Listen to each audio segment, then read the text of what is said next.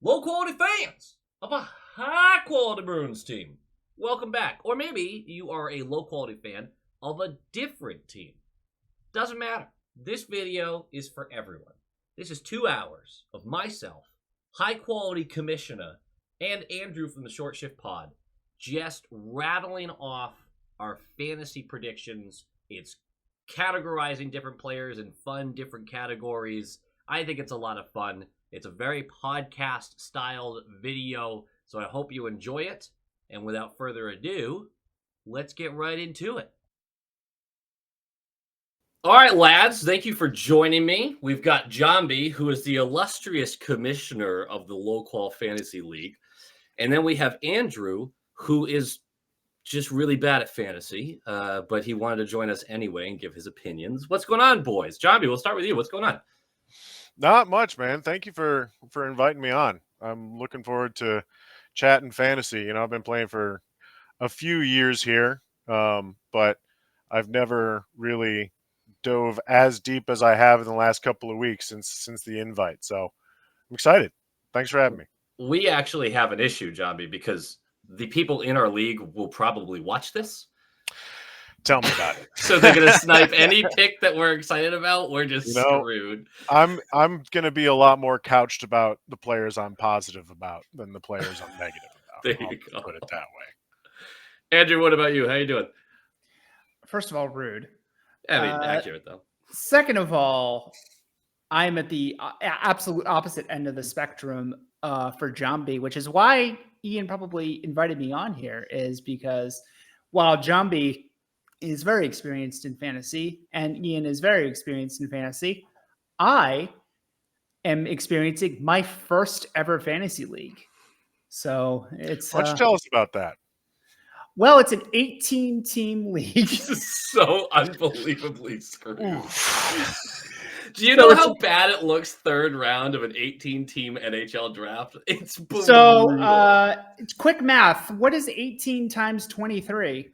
You can, and we'll tell you how many players were drafted. You have 23 roster spots? Yes. 18 times 23. Well, it's at I'm least doing the math 300. right now. I don't want to do math. Are you kidding me right now? 414. How long did that draft take? Because you already had your draft, right? Yeah, we already had the draft. Our draft took, let's see, it started at 9. It started at 9 and it ended around 11:15.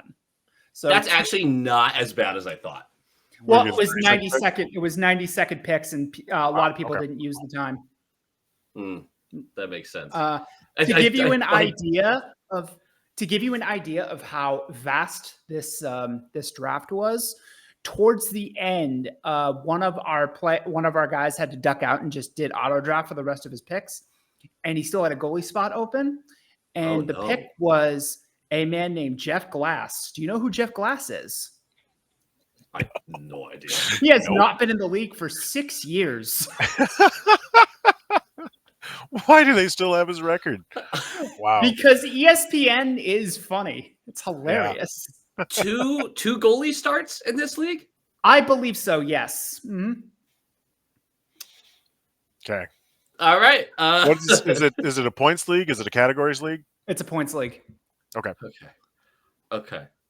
Yeah. So we'll get into that. But if you ever wanted to do an 18-team league, the upshot of that is if you do it, we're doing a money league and it's $5 a head.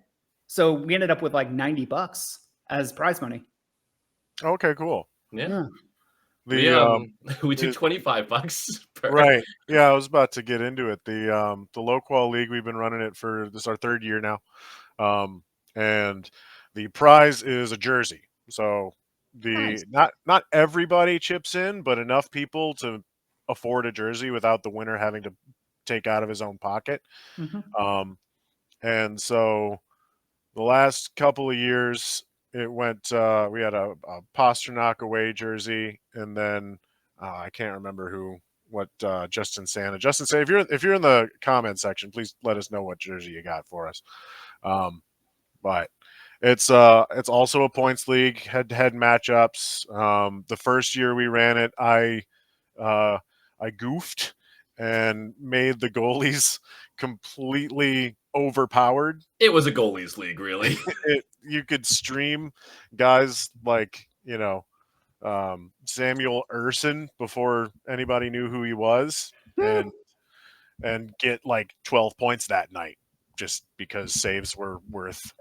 I think you had to get 3 saves to make up for a goal against. Yeah, it was brutal. It was poorly thought out.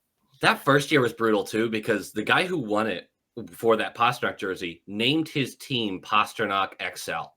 Yeah, XL Pasternak away jersey all He year. called his shot from day one, and then damn near swept the league. He lost once, maybe twice? He had a kick-ass start and then met me in the championship round. I was a really powerful team too, and then he destroyed me. Yeah. It was not close. Brutal. He flew through that league.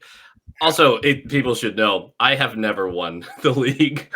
Jambi has not won the league. No. So all this advice is probably should be taken with a grain of salt. What was your best finish, Ian? Last year I got 3rd. See, that's not bad. Yeah, it could certainly be worse. Honestly, I wanted to start this off with a little bit of conversation because, I mean, Andrew might not be able to answer this, but is fantasy bullshit? Like, yes. Is it? Because I played fantasy football for a decent amount of time. I took a break there for a couple of years, came back to it, and I felt like I knew a lot, but I was just never put together a great team. I overthought everything and ended up thinking myself into a disaster every freaking year. Like, is the more you know about hockey actually a bad thing for fantasy? Should you just be like choosing the most attractive guys and going with it? Well, the most attractive guys, the best looking ones? Yes, literally that. Because we had somebody years ago in an old league that did that, and she crushed us. And yes, Bergeron was a big part of her team. Damn. I'm going to add that as a column in my big board spreadsheet. I had no idea. Turns out, right? BDE is another column.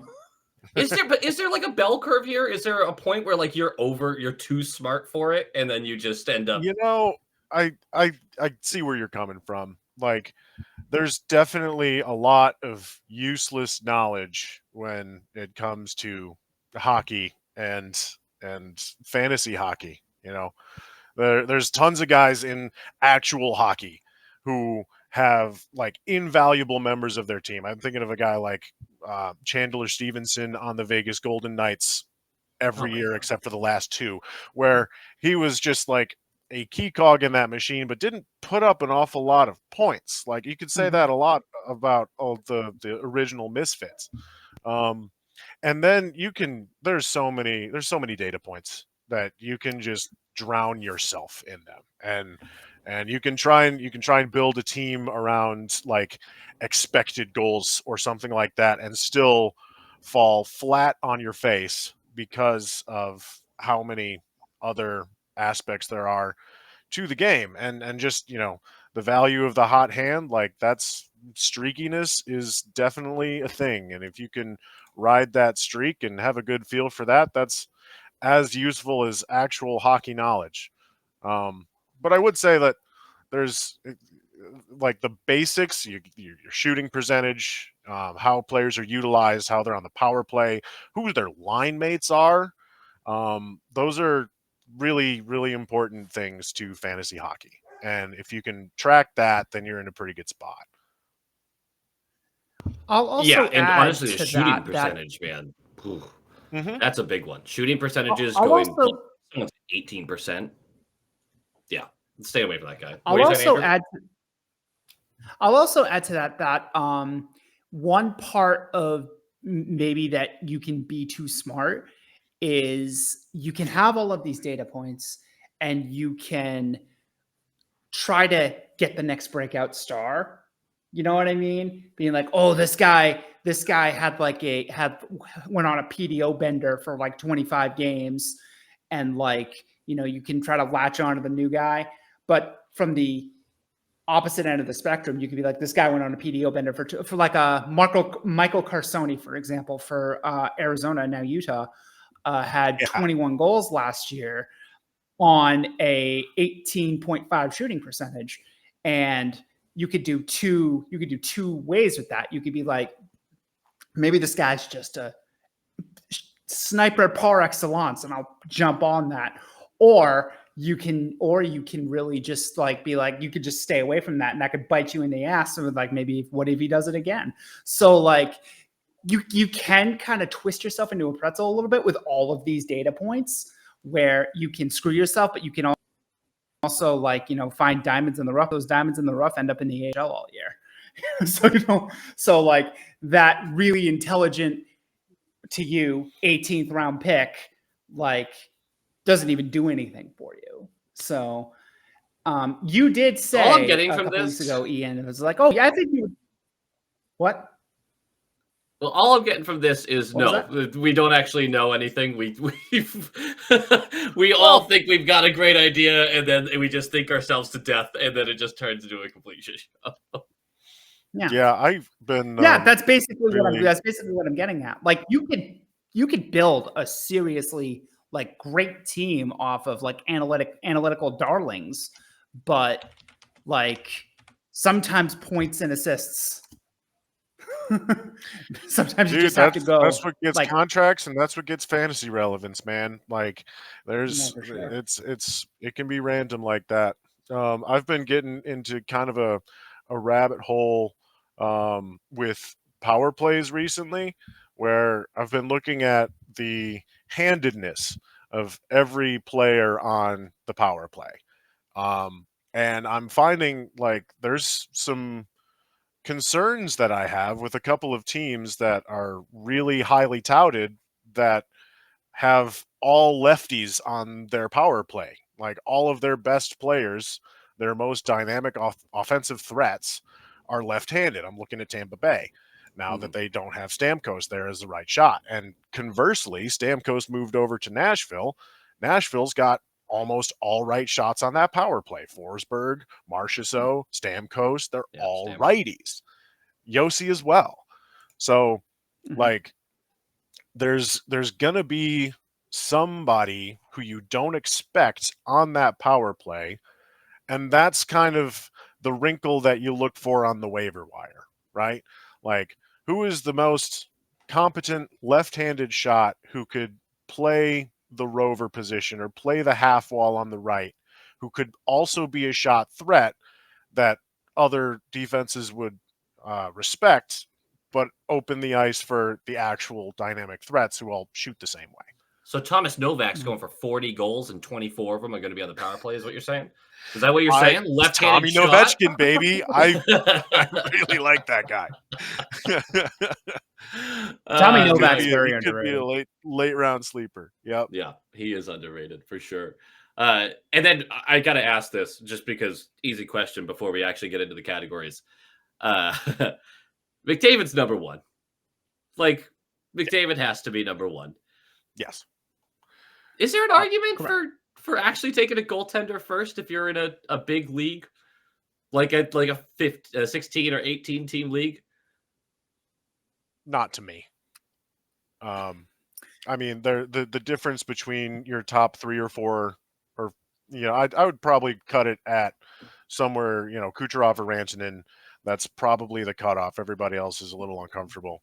But like those guys, those superstar players, you can't get them in the second round. You can't.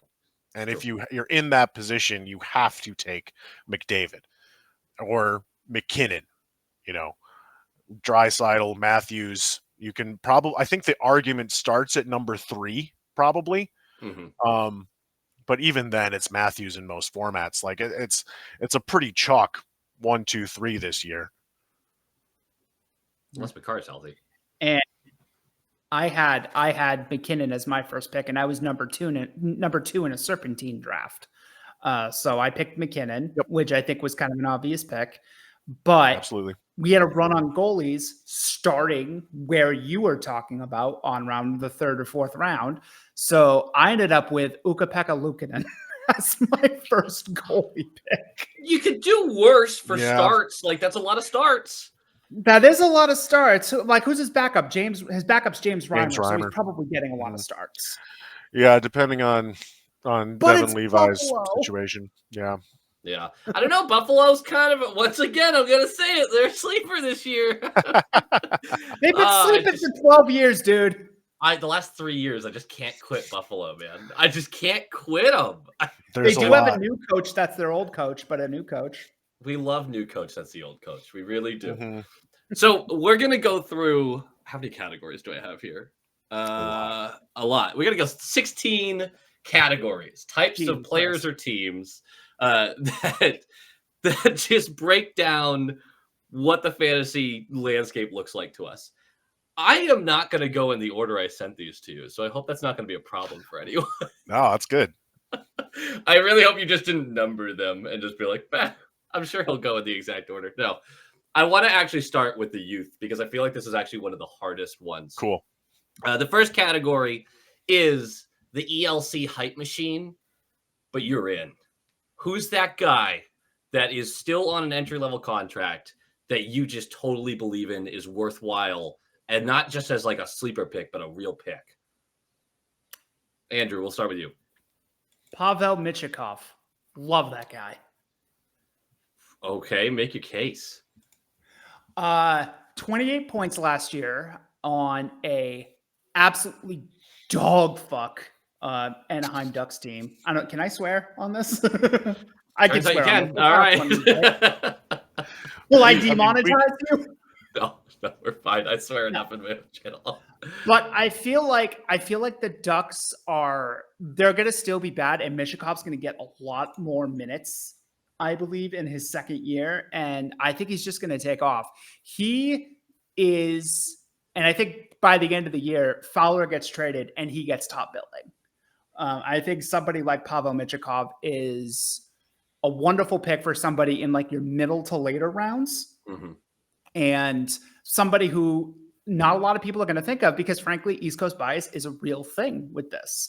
And combined with the fact that the Ducks we're struggling to get to the cap floor as well. They're going to be bad. They're going to be very bad. They're going to be very bad.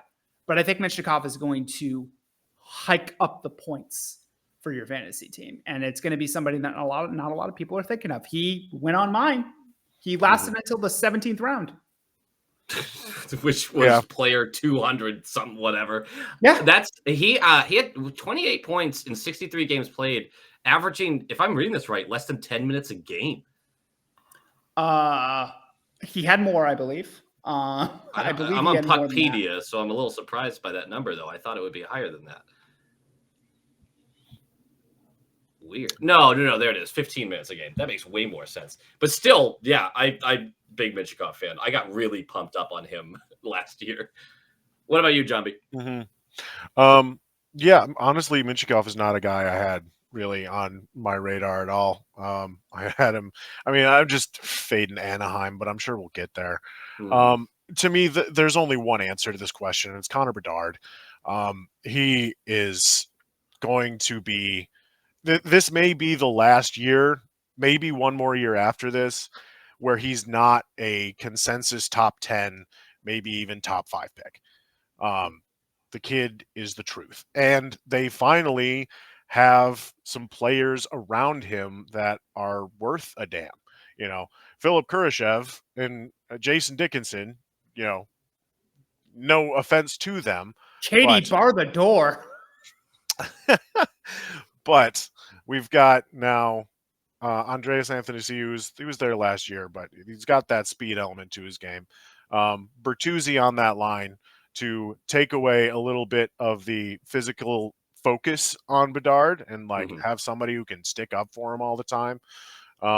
Taylor Hall would be healthy. I think a lot of people kind of underrated that, as Taylor Hall is a potential line mate. I mean, we'll see what his knee looks like. But Bedard by himself, I mean, you look at the shot volume, you look at the power play production, and you look at that filthy Michigan goal that he had in his first preseason game. I mean, he's the real deal. I am targeting him really hard I've got an ADP as of last week. I've got it at like the end of the 4th round. I'm at least a full round higher. Oh yeah, Bedard. that feels Mm-hmm. That's I didn't even think of Bedard for this answer for some reason. Like he just in my head was already an established veteran. He feels ubiquitous. Right. Yeah. Right, exactly. And then there's a couple others who I think are more interesting as like the second candidate. All 3 of the names I've come up with here, I won't go as into detail, but all of them got contract extensions a year before their ELC expired. So Slavkovsky, that's a very popular pick for a breakout. Mhm. I mean, you look at since the All-Star break when they put him up with Suzuki and Caulfield, 30 points in 33 games. Yeah, That's not bad. It's not Hi. bad. Oh, we have a special guest. This is Wifey Pot, everybody. Hello, Wifey Pot. Hello, wifey pot. Yeah, Jambi wife. yeah. What's that? Yesterday I spent probably like 4 hours hanging up a Swayman jersey for her on the wall. So Oh yeah, that's you put that in the Discord, right? Because I feel yes, like I did. Yeah, Yep. Yes, beautiful, I did. Very nice. Yep. beautiful. While So- you discuss with your wonderful wife, I'm going to give my answer for this one. Okay. 1 second. Cutter Gauthier. You're a big fan of Gautier. Really, Gautier. Is that how you're supposed to say it? Yes. Oh my it is. gosh. All right, there we go. I've been saying that wrong all year. That's okay. It's not about the pronunciation. It's about the heart.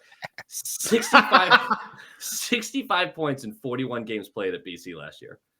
His main competition on the Ducks' left side is Frank Vetrano, Who scored 33 goals last year? who did very well. And them 36, not 36. trading him in the middle of that season is one of the most egregious mismanagements of assets I've ever seen.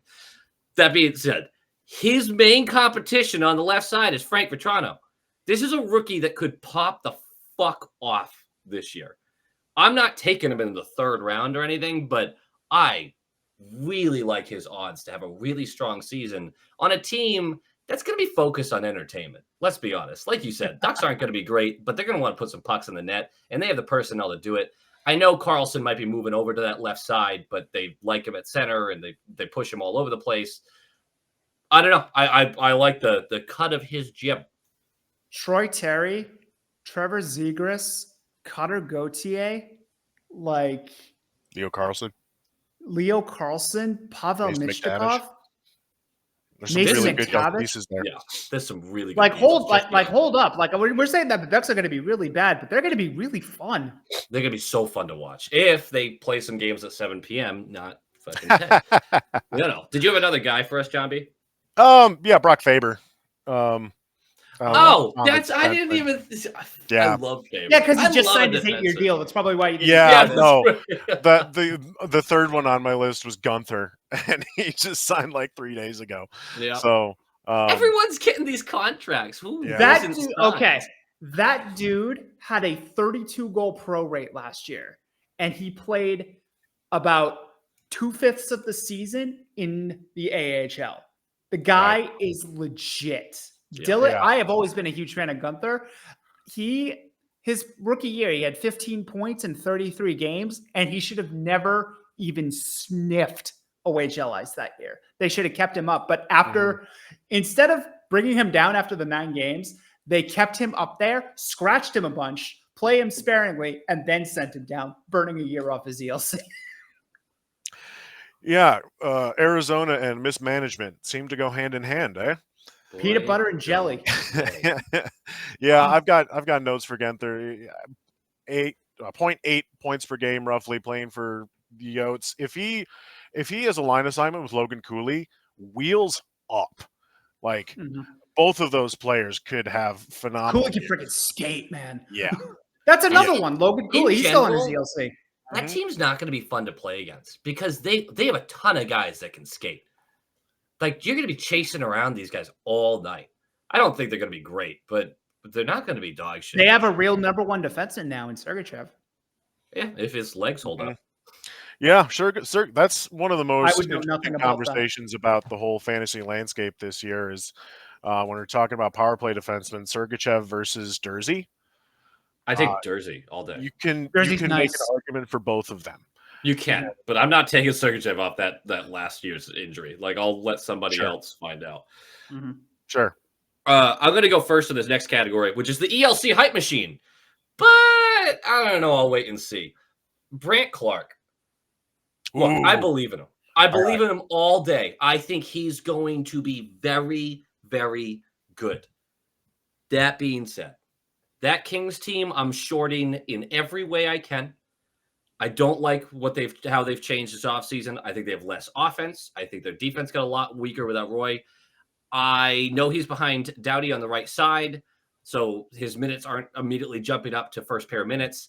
And just in general, I don't think he has the offensive support across the lineups to be a rookie coming in and basically generating secondary assists or even primary assists. I don't think there's going to be enough there from him to really warrant taking. That's a wait and see for me, even though I think his ceiling is really high in his prime years. Mm-hmm. I've got an opinion about that, but I will save it for one of these other sections that you came up with. Here. Oh, hell yeah. I love that. A little tease. See, Jambi's throwing in the teases. Jambi, who's your guy? Lane Hudson. Really? Yes. Ooh, that was mine. Fuck. Was it really? My God. This is perfect. Because I kind of like the idea of a little Lane Hudson flag. I do too, not this year. And here's why. I think the most compelling argument I heard on this, I believe I was listening to the Fantasy Tip podcast, and one of the fellas there came up and said that, Montreal is still in a place where they're going to try and sell pieces. Mike Matheson is a really attractive piece for a team that needs a power play quarterback. That could be a deadline haul for the Canadians. I wanted him at the deadline last year for the Bruins just to get a power play back up. Matheson is just about the only real top 4 defenseman that Montreal has right now. Yeah, no argument. The rest of them are probably still at least a year behind, 2 years behind, depending on what you feel about Reinbacher. Well, you know what their top pair is right now? Their top pair in the NHL right now is Matheson and David Savard. David Savard is a top pairing defenseman. Yeah. David Savard's still in the league. Exactly. Yeah. It's not great. It's not great. So Matheson's still going to get the power play 1 assignment. That said, if something happens to Matheson, Lane Hudson could well blow up. The other concern that I have with Lane Hudson is it sounds kind of, Neanderthal hockey brain, but he's small. He's really small. He's like 5'9". He's still underweight. The guy's got to get some man strength to him, and I'm really concerned about, he can skate around a lot of hits, but when somebody a tough forecheck, he's playing the Panthers for the first time, and they blow him up, how is he going to respond? And I kind of doubt at this point that there's going to be a lot of peripheral action to his game at this point. But none of this is to say that this guy is not an NHL player, but he's just not the best fantasy option on this team yet. I think Hudson would benefit from, because this was my answer. This was my answer as well. So very good, Jambi. But it's actually not very good. It's the exact opposite. Go ahead. I mean, haven't you listened to Short Shift for longer than a minute? You don't want to be agreeing with Andrew. Trust me on that. But Lane Hudson. Lane Hudson, 60-point season confirmed. Yeah, exactly. Lane Hudson, 2 points in 2 games last year. But so I am staunchly against as you called it, Jambi, the Neanderthal. I mean, like if a guy I don't like little guy gross. I don't, as like a baseline, I don't like that argument. I don't like that argument at all. But I don't like it with established adults. A guy like Jared Spurgeon, for example, who 100%. who is 5'9", but like 190 pounds, built, who can move the puck and is speedy, has had a little bit of injury problems, but he's legit. For someone like Lane Hudson, he's 5'8", I believe, and he's 160 pounds. He is going to be fan-fucking-tastic. Not yet. Did you see that pass he had See, in that's his it. first preseason game? He has. How does he even think about that? I don't. He It has was perfect, insane 3 to 4 steps ahead of the play type of vision.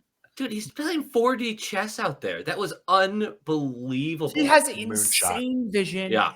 He is a good enough skater. He's very agile. He's not fast, but he's shifty. That's his thing. He's but a short Lori. his brain is thinking 3 or 4 steps ahead of everybody else. But man, oh man, the first time somebody cracks him in the corner, that boy is going to just break in half. Yeah, I'm really worried about that. Yeah. And I think, I think it's a legitimate concern for somebody as young as Hudson. Like, you little guy gross, but I think in this case, and I think we kind of saw it with Patra last year, like little guy gross, but little guy might want to put on 15 minor pounds. Gross, like they're just a minor. I mean, don't say minor. Now that's a taboo word. All right. This is going on YouTube. But maybe Jesus Christ. But maybe like 10 to 15 pounds wouldn't hurt. You know what I mean? Yeah. No, the kid needs to bulk up.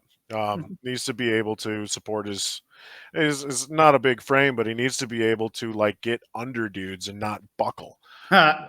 So all right. Do you have any other answers before we move on? No, I think that we've done great with that. Okay. The next category is the skating dumpster fire. This is a full team of stayaways. You won't touch a single guy from this team because the team's awful. Andrew? Philadelphia. That's my answer too. I figured this would be kind of. San Jose has some talent. Montreal has some talent. Chicago has some talent. Anaheim has some talent. Some vultures that could pick off and get a bunch of points during garbage time while they're getting fucking thrashed. You know what I mean? What does Philly have right now? Both of you. What does Philly have right now, off the top of your heads? Konechny and Michkov. Okay. Oh no! I agree with you. I'm not touching either of those. No, guys. no, I know. Yeah. Who's their goalie this year? Ersson? Great question. No. It's Fedor. Ersson or Fedotov? I think that's your tandem. Oh, Fedotov, the one who had a .860 save percentage and a 4.6 goals against average. That guy? Yeah, but he's big. Dude's huge. You don't understand. He's dude is the walrus from the Geico commercial. Did you guys see how big Bussy was when he got beat over the shoulder twice? Dude. But he's big. That's so insane. Huge. Yeah. A lot of rebuilding teams have some real players. And I like Mishkov. He's going to play in the NHL this year. There's no doubt about it. But outside of that, I mean, do you take Tyson Forrester on a flyer who had 18 goals last year? Do you hope Sean Couturier rebounds from a bad back and tortitis? Does Ersson capture the Carter Hart? The Carter Hart and actually, play. What do you mean by that? And we're going to cut that. But no, I would. I can't cut this. This isn't easily editable. There's 3 faces on a screen. I mean, does Jamie Drysdale survive 30 games this year? He always is hurt. The only Drysdale's guys one of the biggest what ifs in all of it. Yeah, he really is.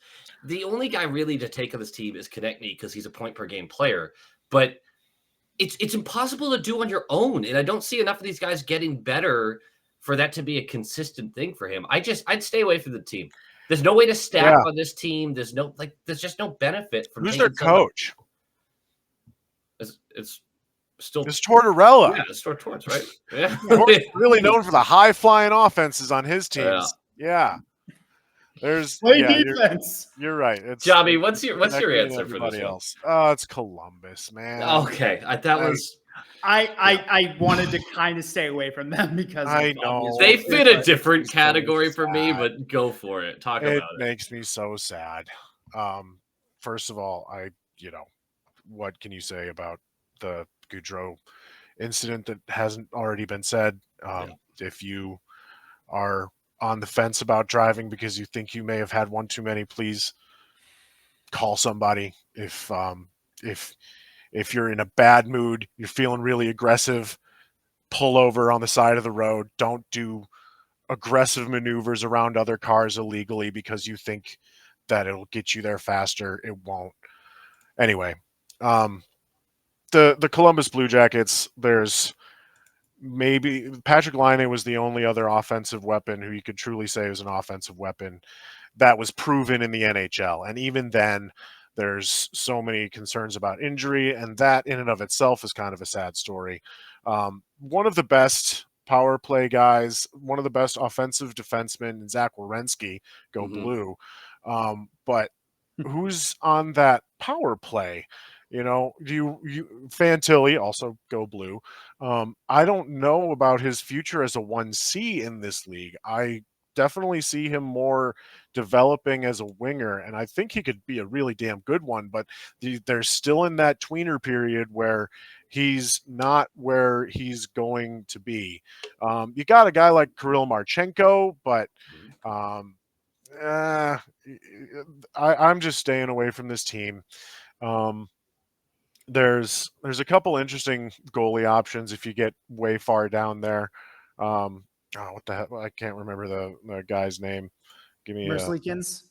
Merzlikins is Tarasov's the one you're thinking. Daniel Tarasov. Yes, Yeah. thank you. And Jet Greaves is also is going to make a push this year as well. Yeah, none of those names really inspire confidence. Although a name like Jet Greaves, that's an awesome name. That's a fantastic name. It's a great name. Sorry, Jambi, keep going. I do love Boone Jenner though. If you're in a Cats league, Boone Jenner will get you points, like get you hits, get you blocks, get you shots. Boone Jenner was born to be a Bruin. He was born to be a Bruin. I've wanted him on the Bruins for years, and we just can't get the guy. I mean, don't forget Voronkov as well. I think that guy's that guy might pop off a little bit this year. Like, there's a lot of interesting pieces, but I get what Jambi's saying of like, I just can't touch that team right now. Sure. Yeah, I figured this would be a pretty easy one just because it's only a couple teams that you can really point to be like, that's a dumpster fire. I'm not touching that. One of my favorite categories, and I'm going to go first on this one. The Tanya Harding. Now look, we don't root. We don't root for injuries. But if the guy in front of him goes down, this guy pops off. And I have two answers. I'm just going to give one to let you guys go. But Harley, if Heiskanen, God forbid, misses time, Thomas Harley is going to be unbelievable with those minutes. It sucks that he's behind Heiskanen because I think this guy is legit and just so unbelievably talented with his vision. I would take a flyer on him already, even though he's behind him, especially in a deeper league. But yeah, if Heiskanen goes down and for some reason Harley's available, you grab him in a heartbeat. There's an argument that he should take over the power play today. Legitimately. Like he's that good. He is. He came on so strong last year. You're talking 79 games, 47 points from a defenseman. They got him for a song too on a bridge. Yeah, it's really tough to argue that. My answer, I alluded to it previously, but my answer is Brandt Clark, and that's if Drew Doughty goes down. That's a great answer. Because that's a real good answer. Yeah. Well, Drew Doughty is getting up there in age. We've already seen him miss a significant amount of time with injury in the past. Brandt Clark just completely annihilated the AHL last year. Point per game defenseman. Last year, sick play during against the Bruins in overtime. His first career goal. That's an interesting bit of trivia. Game winner against Boston Bruins. His first career. Yeah, goal. I loved that. That was great. Fuck the Kings. Ugh. I'm surprised you didn't say the Kings for the last question, Ian. No. That's a different answer. Yeah. And the only competition on the defenses for power play is Jordan Spence. What a damning statement. Yeah. No offense to Jordan Spence, but he's not that guy. He's got a quality NHL defenseman. He's not that guy. You're not that guy, pal. Yeah. Not that guy. Andrew, what do you got? I had two answers and I agonized over them. If one of these two is not the other guy I was thinking of, I'm going to be shocked. So, do you want me to just give you one and then leave you? Give both right now. Hit us with both of them. Okay. Dustin Wolf is one. That's a good answer though, because Vladar, it doesn't even need to be injured. He just needs to play like himself. Isn't he already the starter? He is technically not Vladaj. It's pronounced Vladaj, by the way. I found out recently. Since he played for our team, what? We called him that while he played here. I swear, the NHL world is pranking me with these fucking names. I know, but it's Vladaj. But he's currently listed as the starter. Yep. They're very excited about him. But the reason I agonized over this is because the competition is so close between them. Mm-hmm. The other one is Gustav Nyquist. If Steven Stamkos goes down, okay, yeah. Okay. Nyquist had a great season last year, and there was, I don't know if you boys remember, but 2 years ago, his career was almost over with a back injury. Mm-hmm. And the Boquist and the Nyquist confused me so often that I couldn't tell you the history of any of those players. I love Gustav Nyquist. So many more points. He was a bright spot on a very bad Detroit team. I love Gustav Nyquist. He was great at Maine too. Oh my god. But Gustav Nyquist, who plays both sides on the wing, but if Stamkos goes down and he becomes the main focus on the right side, with how they loaded up with Marchessault and all them and Brady Shea, look out. Mm-hmm. Yeah, I had him on a short list for what's the category? The Huberdeau, where I just don't believe that he's going to come anywhere close to that same production that he had last year, just due to his age. And I mean, last year was the best season of his career at 34, and that's wild, isn't it? Yeah, it is. It is kind of wild.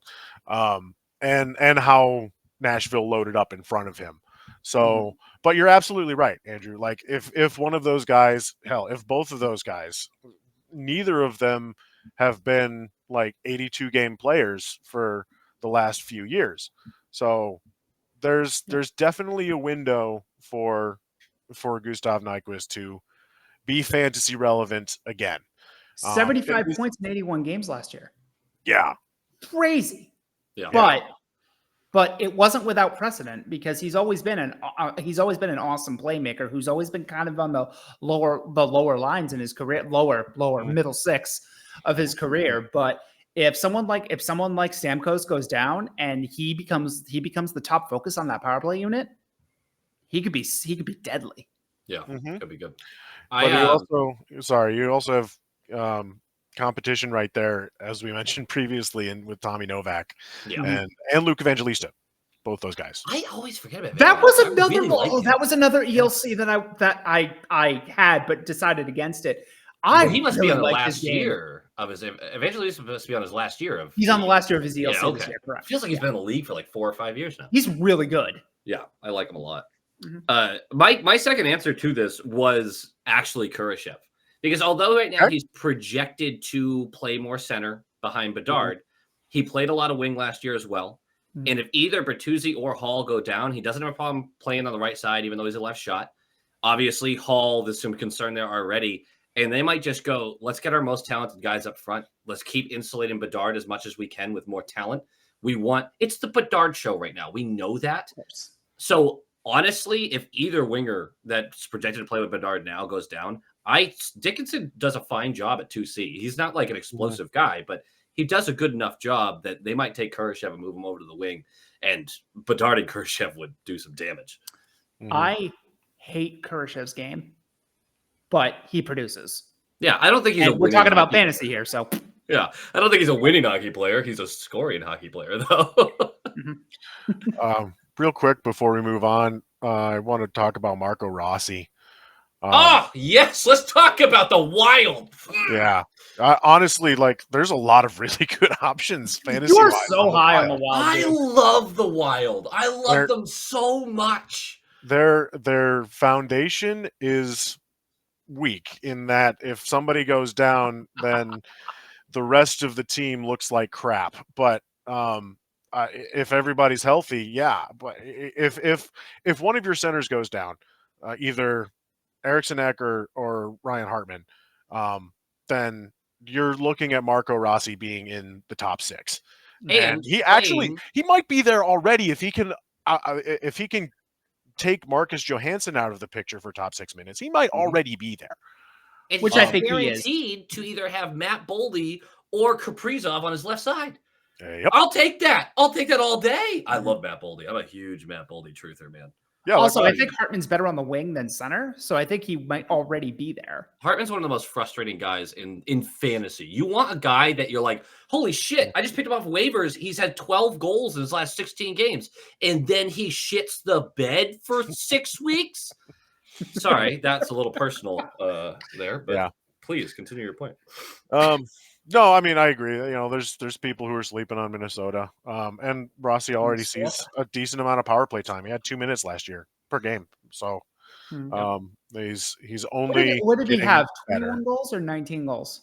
I don't have that in front of me, but I can tell you right now. Hold on. 21 goals, 19 assists, 40 points.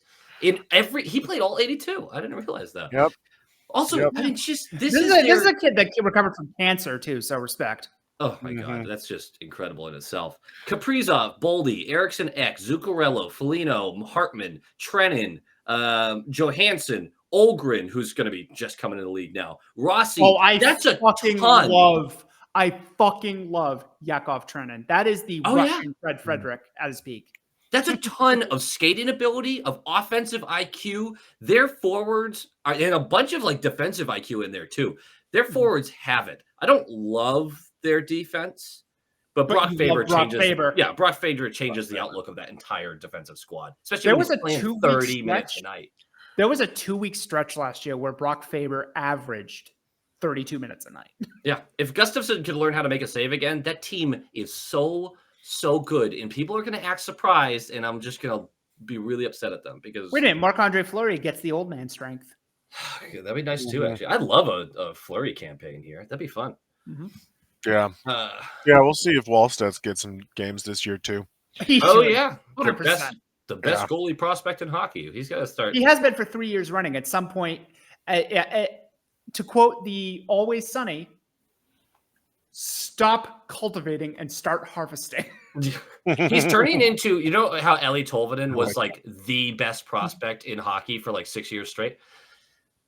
Like every year you talk to Eeli Tolvanen, man, he's a third line guy on Seattle. Like he's producing in that role. He is producing, but he's not the best prospect. He wasn't the best prospect in hockey, turns out. All right, we didn't have the skating. Everyone forgot about that. Everyone forgot that you need skating at the NHL level when it came to him because he's a hell of an accurate shot. It's just he doesn't have the speed. Yeah, that team attracts a lot of that. Shane Wright's kind of a similar case too. Yeah, it's funny. Most teams like to bet on skating, not the opposite. But hey, weird, huh? Do your thing. We got to keep this moving. You teased it earlier. The Huberdeau. This is a player who had a career year, but you're not going to touch him again this year. Jambi, you start us off. Sure. Well, I want to preface this by saying I'm not going to not touch him. It's that he's going way higher than he should be, and it's Sam Reinhart. That's such a good answer. I got dunked on so hard for that pick in the 6th round last year. Guess what? Kachuk Reinhart stack on the power play just pushed me to the playoffs. I couldn't possibly miss. Yeah, it was insane. Neither could Reinhart, dude. 25% shooting? That's not happening again. Season? 25? It was 25%. Is that a salary cap record? That feels like it should be, right? For somebody who actually played. Into it, but he was number 1 with a bullet last year for shooting percentage. Holy buckets. Yeah. That's just, I mean, he's usually like mid to high teens shooting percentage, which is good. Still nuts. Yeah. If you're in like 17, 18, fantasy hockey player. 58 last year? Yeah. Yep. 57 or 58 goals.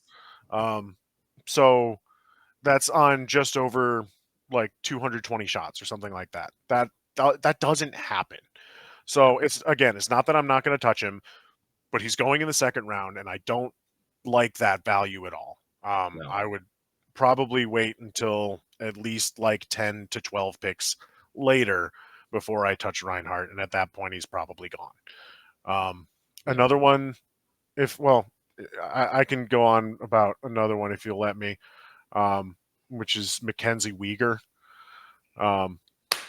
I've never been a Uyghur guy. Like, I like Uyghur, but like when it comes down to trusting him, I just can't. I can't do it. I mean, again, it's just this aberrational season last year where he scored 20 goals. He had 8. That was his previous season high. 8 goals. Tough to score 20 from the blue line. 20. Yeah. Yeah. Andrew, was that yours? Are you upset because that was yours? No, Uyghur was my second defenseman picked. Because it's not a bad thing, Andrew, and let me tell you why. It's a value thing. I would totally take Mackenzie Weegar around like the D3 range, like something in the early hundreds or so. But right now he's going in the early 80s, and that's way too high to me. Yeah, for the record, Weegar was I'm just gonna look at that real quick. Number 72. So yeah.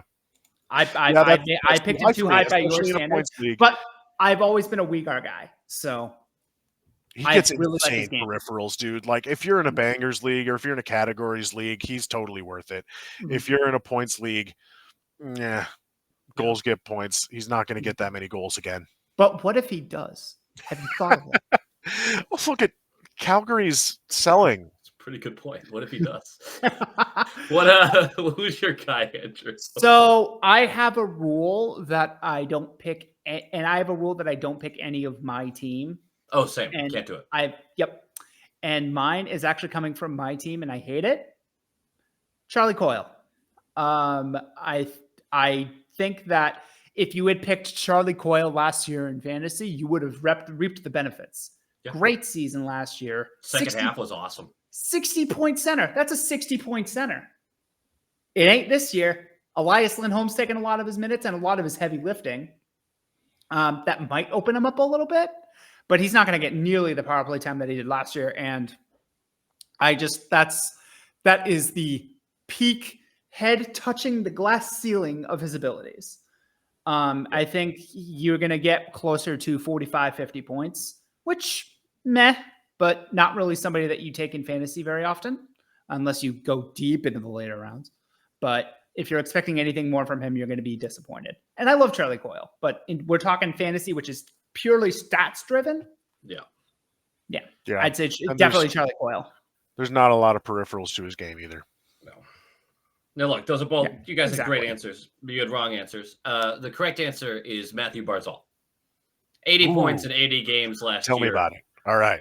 I do not trust this guy's health. I do not trust the way his team plays. I think genuinely that the Islanders are going to be pretty good this year. I still don't. I can't do the Barzal stuff. I can't do it. I hate his game. I hate his game. Yeah. I think he's a great player. There's too much uncertainty with him every time I watch him play. It feels like a lot of his points come from stuff where you're like, oh, I guess that did end up going. Okay, good. They went in. Good for them.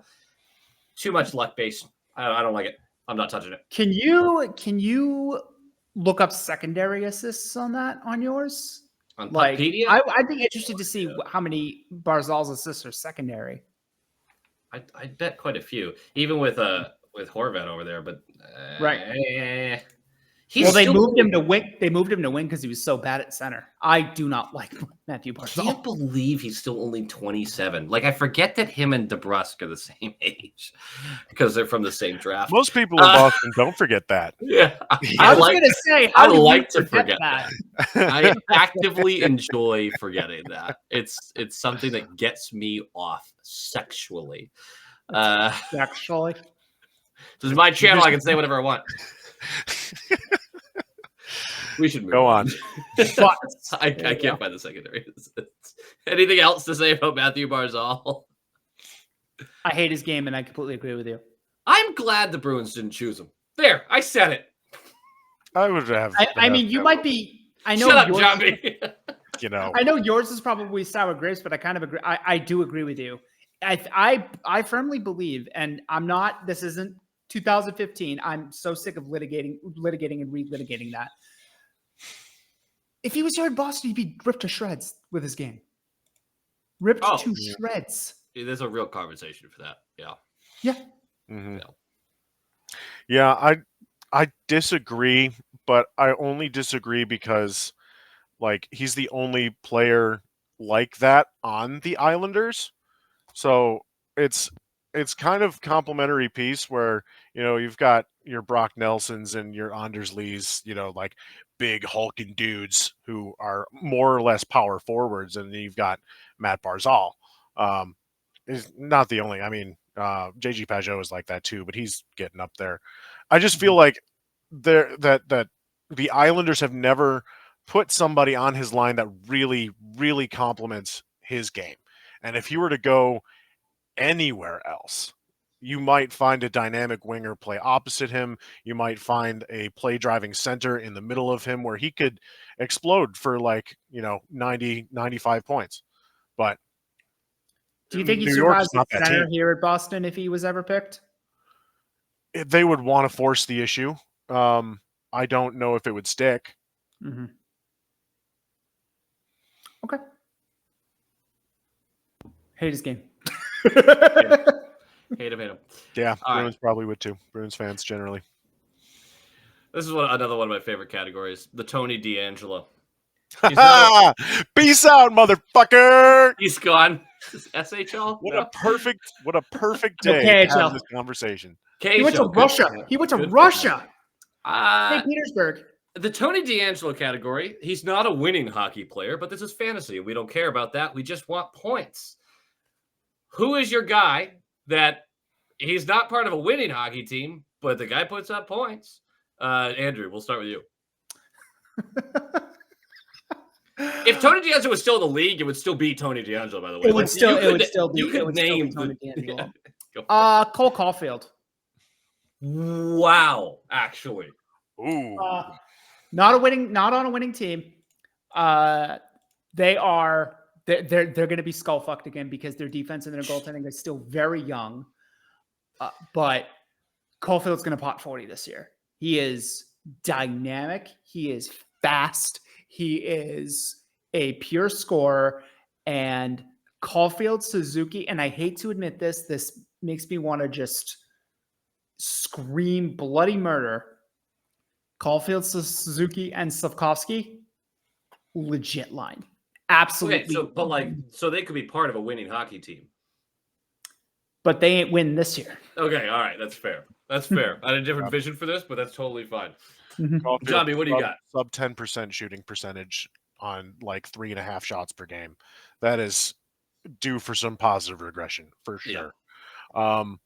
My answer to this is, man, I've got a couple of names here. I don't want to take up all of your time. Maurice Sider. No, fuck you. Jeff Skinner is an easy answer because he could be a trigger man in the top 6 in Edmonton, although he does absolutely nothing else. Mm-hmm. He could score a lot of goals.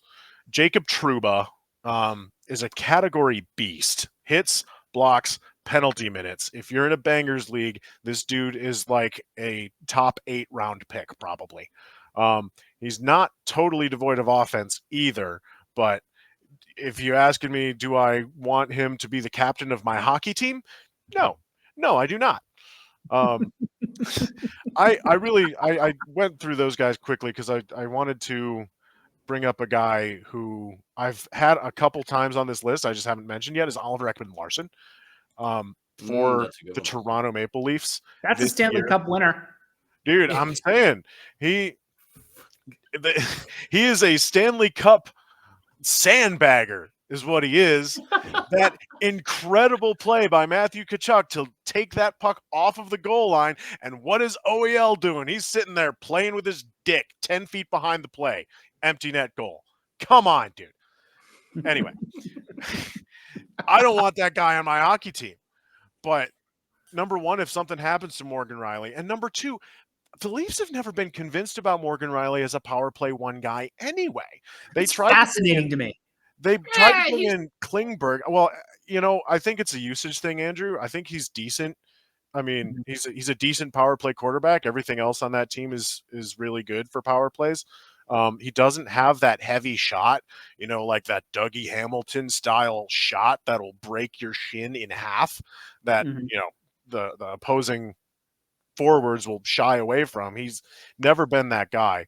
But Oliver Ekman-Larsson does have a better shot. He's definitely capable of being a power play quarterback, and Morgan Riley is your best defenseman in Toronto. They may want to scale his minutes back to, play defense. So, well, slow your roll. With Christopher Tanev, I really don't like Toronto this year. We'll get to that in the season preview this week, Ian. You're so wrong. Ugh. But I think Riley and Tanev is a great pair for the last 2 minutes of a game. Yeah, completely agree.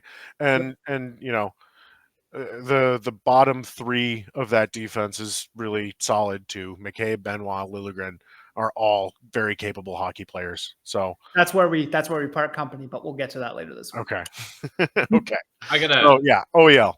That's my answer. OEL. I got a perfect guy for this, and this one's for you, Jambi. It's Shane Gostisbehere. Ha! Yeah. He's Tony DeAngelo is what he is.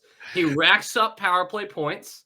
He's a dog shit defender. He's not a winning hockey player. But boy, if you he had a lot of points last year, man. If you need a power play goal, this guy's gonna get a primary assist on it. 29 power play points last year, 56 points in total, negative 16 plus minus. Hell yeah.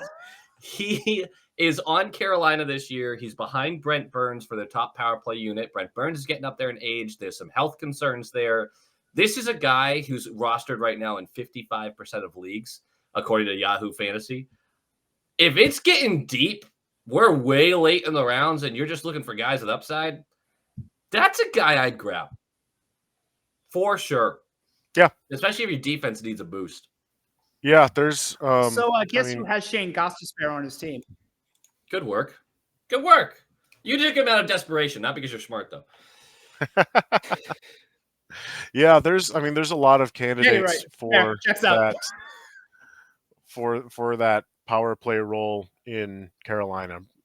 Gostisbehere foremost among them, Brent Burns, and Sean Walker also. I feel like Sean Walker's I love Sean Walker, and I think he's going to have a mini breakout this year. I think he's going to in more, raw stats. Yeah. I'm that seems to be closer to Andrew than Ian on this, but I would pick up Sean Walker in a super deep league towards the end. Yeah. Let's do a quick one here because we are just over explaining. We're not over explaining. I actually really like this.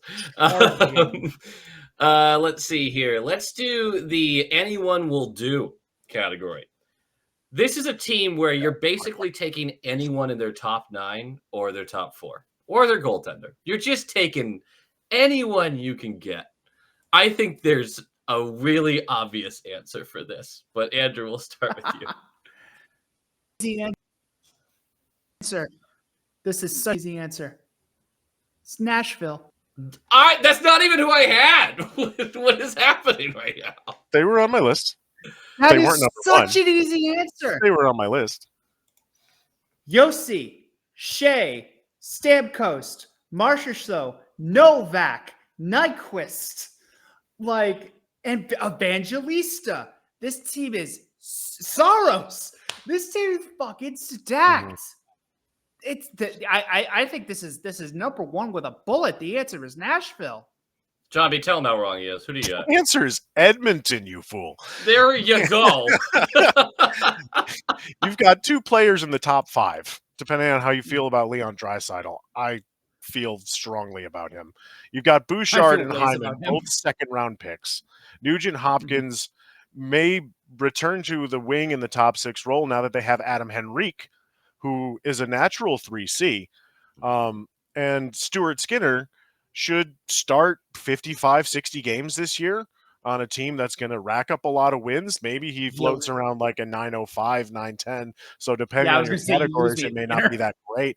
But you also have a lot of secondary. Well, Bouchard I mentioned. Darnell Nurse is a category monster. And Ekholm, yeah, solid. I'm a lot lower on Ekholm than consensus, but he's still a solid piece. Well, Also, you mentioned Skinner, who is like, depending on what happens to Evander Kane, is like the 4th best left wing on the team.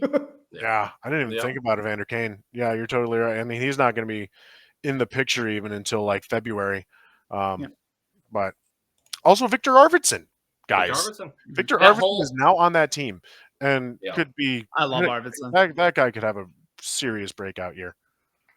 Yeah, that whole top 9, 3 of the top 4, and of course Skinner. Skinner, who tried to sink my season last year because through the first 6 to 8 weeks he was he lost me, personally lost me weeks. As soon as I gave up on him, Jambi picks him up and he goes nuclear for the rest of the year. Love to see it. The only other team I would put in this category is Dallas because their top 9 might be right there with Edmonton. It's competitive. Obviously not, well, the McDavid and Draisaitl factor take them to another level. But as far as just the amount of guys that they have that you trust, they're 3 of their top 4, excellent.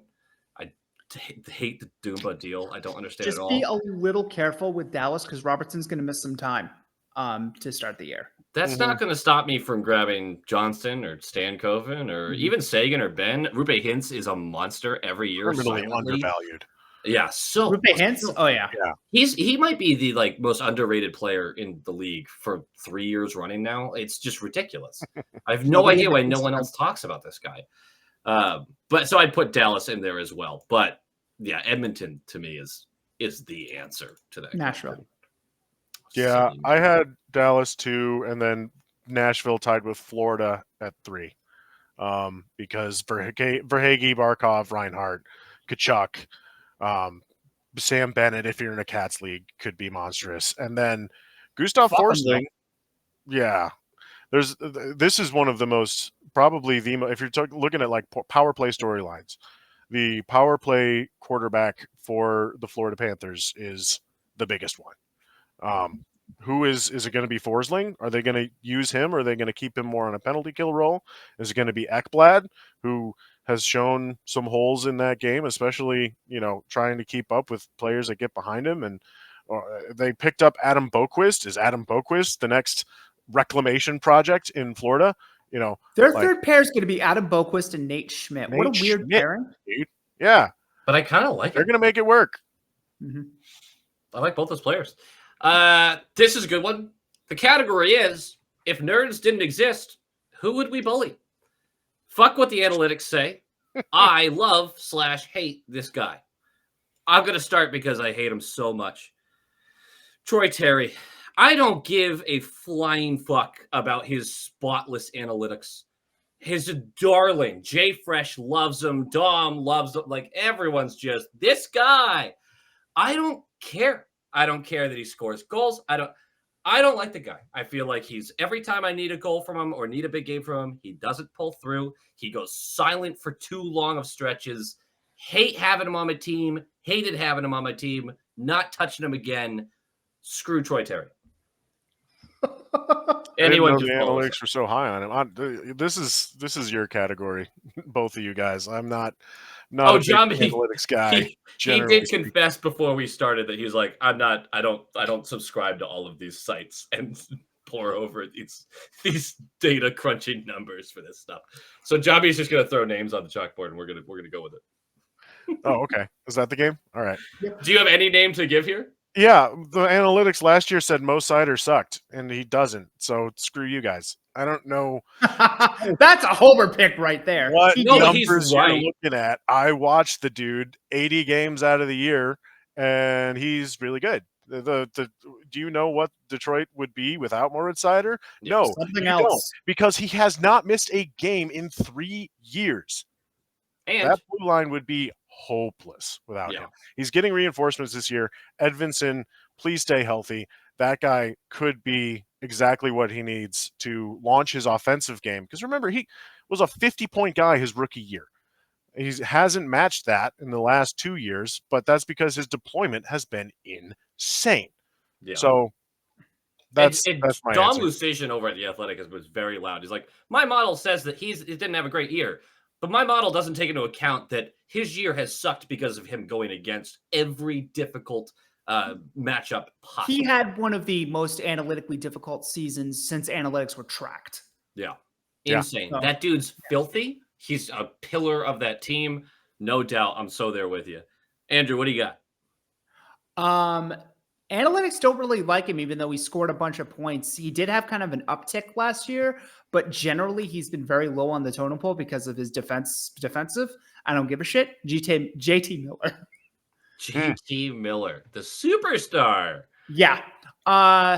He seems like an ornery son of a bitch. And he seems like somebody who could tank, but man, that guy can fucking set up and put pucks in the net. Yeah. Like, yeah, but his defense is among some of the worst among forwards. In a 3-year rolling average. But did he not have 100 points last year? I believe he had exactly 100. No, that sounds right. Yeah, no, I think you're right about that, Andrew. Mm-hmm. So yeah, my answer is be careful about JT Miller. Yeah, okay, I'll be super careful as he's racking up points for my league. 103, 37. There it is. All right. Assists. So my answer is JT Miller. That's fair. 19% shooting, but he's again been a little more sustainable than 25. Right, mid to high teens is JT Miller's career trajectory, so that tracks. And honestly, their top 9 got better through the offseason, so you kind of want to lean on that still. The next category is the nerds are right. Analytics are actually good, and I always trust them. Who is the analytic darling that's just going to pop off this year? Jambi, I got to start with you just because this is fun for me. I don't know. Who do the analytics like? Pick a good hockey player. Just do that. Pick a good hockey McDavid. Player. All right, yeah. Connor McDavid. I think the analytics really undervalue this guy. Cale Makar. Perfect. Gabe Vilardi. Oh, okay. I don't know what the analytics really have to say about him, but I do know that he's a top 6 guy all day. I do know that he is actually might be even first line if he's playing opposite Kyle Connor there. He's power play producer. He's around 2.5 shots a game. Doesn't really put up peripherals, but has gotten some game-winning goals for you. So Gabe Vilardi is a guy I'm targeting in like the 150s range. And yeah, hopefully the analytics back me up on that. Great choice. The analytics love him. Yeah. So this is kind of what I was talking about at the beginning of the show, where you look at the analytics and like, this guy's going to break out. And I actually have somebody from the same exact team, Jambi. Okay. Cole Perfetti when he signs. Oh, I fucking love Perfetti. I'm a huge Perfetti guy. His advanced analytics for someone as young as him are insanely good. Yeah. He is a fantastic two-way forward who had 38 points in very sheltered time, but to be able to produce in that sort of time, I think he had like under 14 minutes a game last year. And I think the reason that this particular RFA is going bad right now, or they just haven't signed right now. Negotiations is that Perfetti's camp is looking at the JFresh charts going, motherfucker. Yeah. Look at this. But he's a guy you can't not have on your team. He's excellent defensively, plays all 3 positions really well. Yep. Yes, the box score doesn't always reflect it. Whoa. This broke while we were talking. Cole Perfetti, 2 years, $6.5 million total. Woo! We're breaking news. This video's not coming out until tomorrow night. But still, that's crazy. I just went to look up his daily faceoff profile, and that was that's a good deal. That's a good deal. That's a really good deal. You said 6.5? No, 3.25 per year. 3.25. Oh, that's a great bridge deal. Great bridge deal. That's a steal. Yeah. Oh, hell yeah. Okay. Yeah. So yeah, now my answer is super Cole Perfetti. Yeah. I went with Arturi Lehkonen. who I know we love. I know Ooh. Andrew loves. Big fan. He's got a great support around him. Not a lot of wings are healthy on that Avalanche team, but he's got the centers to do business. And analytically, even when the box score is not filling up, he is one of the best penalty killers in the league. Block He is shot, tremendous defensively. unbelievable. Top 5% in the league, according to most analytic sites, as a defensive forward. Just fantastic. And he also does just fine offensively as well. I think he's going to have a massive year. I think he's going to pop off. Spend a lot of time in that first line, especially if Landeskog isn't as healthy as they want. I mean, realistically, what player ever is? If you miss a year and a half of hockey, 2 years, basically 2 full years of hockey, what player ever comes back from that the same? Yeah, exactly. I do think you had that Cam Atkinson come back from a full year, and he wasn't nearly the same last year for Philly. I do got to check on his health because I think he's going to start the year on the bench or in the ninth or whatever. But so he's also not getting drafted by 60%. Like that's his draft rate, 60%, which is insane. That's crazy to me. That's crazy. So we'll see. I think that number will change as we get closer to the season. I think more and more drafts are going to include him. What's Jonathan Drouin's number? Because without Lehkonen, he's your LW1. Which his number being his salary? Hate his drafted. Oh, draft. Okay. I was going to say because he's not making much. He was listed as 25% rostered. But he's getting drafted in most leagues. That's so weird. It's freaking Yahoo, man. I think they're just a little weird. There's no fantasy hockey service. They're saying Drouin's actually rostered way less than Lehkonen is, but his ADP is like 200 slots higher. Okay. That makes sense. Sure. All right. I don't know. This is a good category. You guys will like this one. The Zach Hyman. He probably isn't this good, but the team around him is, and he really benefits from it. My answer for this category is Zach Hyman. Good answer. That was mine too. What do you know? There's another really easy answer to this one, but I'll let you go. Who's on the same team, actually. I have that too. Victor Arvidsson is my other answer. No, I love Victor Arvidsson, so no, that's not my answer. What is your answer, Andrew? Oh, we talked about it earlier. Sam Reinhart. Okay, fair. Actually, that's a good one. He just sits in that bumper and absolutely annihilates the puck when Kachuk passes it to him. We talk about puck teleporters. Sam Reinhart was a puck teleporter last year. Yeah. That was such a dumb category. Do you have anyone else, Jambi, for that, or was that just? I really struggled with this one. The one that I scratched and clawed my way to was Devon Taves. Okay. And I don't know. We've got a small sample size of what he was without Makar. He was a tick under, about 0.4 points a game. And then you look at his power play production. Obviously, it's not going to be great without Makar, but it was pretty okay.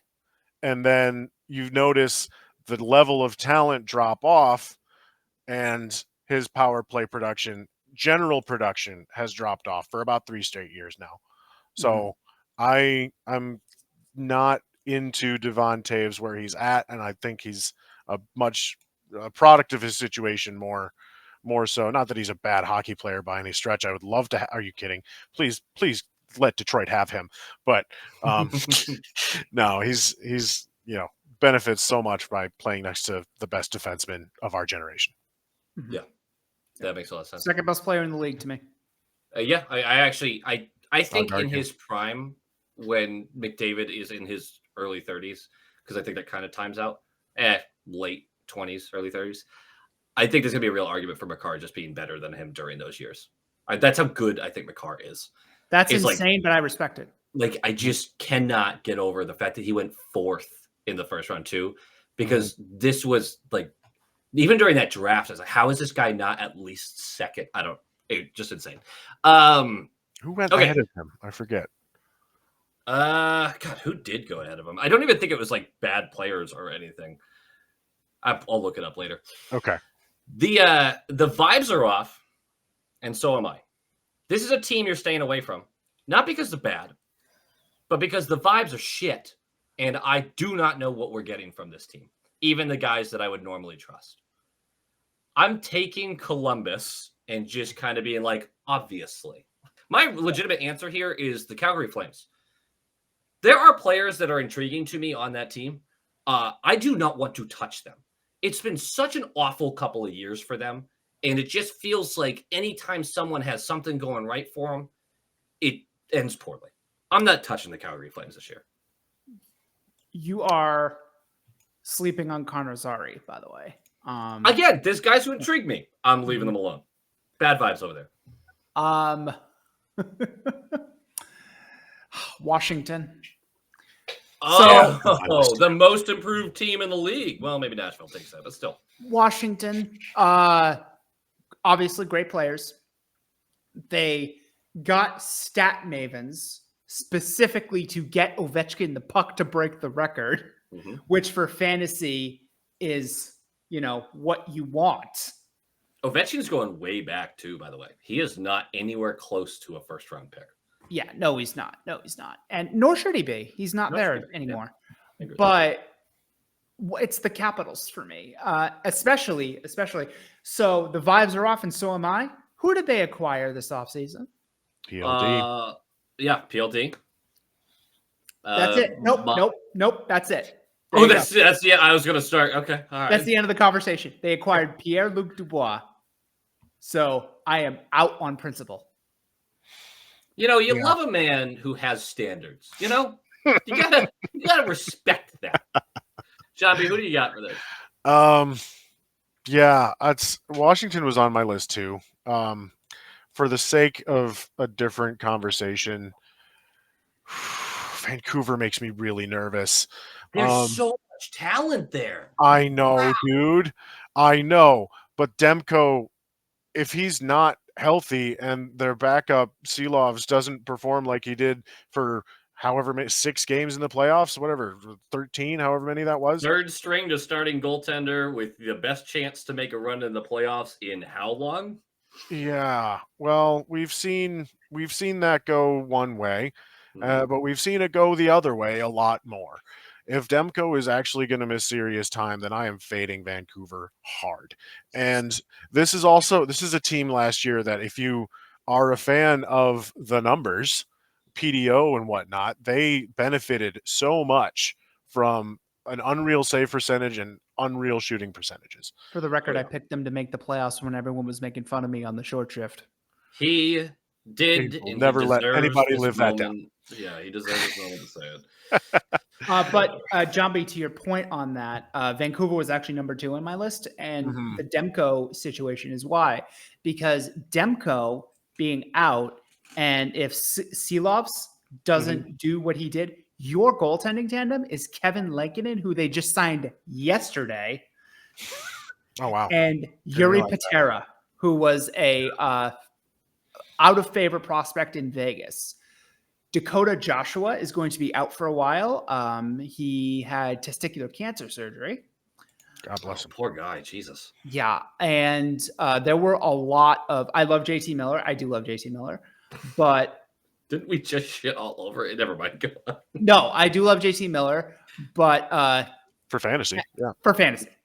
But you did have a lot of other unsustainable players in that, and one of them was Brock Besser, who had 40 goals last year, but his shooting percentage was higher than JT Miller's. If I remember correctly, they had a 20. Their third line had a 20% shooting percentage until March. PDO, baby. Hey guys, what does PDO stand for? Percentage driven outcome. It doesn't. That's People believe that PDO actually doesn't stand for anything. The person who created it just made up an acronym for nothing and then just let it be. So people invented a name for it. It doesn't actually stand for anything. Isn't that a That's fun amazing. fact? But okay. but it's Whatever. but it's like how The creator of GIFs pronounces it GIF, and he's wrong. So whatever. I Percentage agree of with you here. But That's yeah, fine. no, okay. So it's like how words come to mean other things as time goes on. So Jambi was right. Fuck you, Ian. That's okay. Actually, that is a really good argument too. That's not even one I can come back from. And there's gonna be people in the comments who are like, "No, he's wrong." Legitimately, the guy who made it up just made it up. Mhm. I will say on Vancouver, and then we can move on. I can be spectacularly wrong if Elias Pettersson and Jake DeBrusk have chemistry. If I mean, Elias Pettersson is a phenomenal player by himself. When they had that lotto line with Pettersson and Miller and Besser, it was one of the most productive lines that we've seen in the past decade. It was crazy. Yeah. But then they took Pettersson off that line, and Pettersson suffered, and the team suffered. Like, can they get somebody to play with Pettersson, complement his game, and allow him to thrive like we know he can? DeBrusk might pop 30 in a minute, probably. If Jake DeBrusk is that guy, I am very happy to be very wrong. He's projected top line for them. Left side. Yeah. Which is his natural side, which he barely got to play on the Boston Bruins. And I can draft Jake DeBrusk this year. This is not on the team. Yeah. What is that? I'm so happy for you, Ian. Thank you. I'm happy for me too. Oh, guess who else went to Vancouver? Dan Heinen.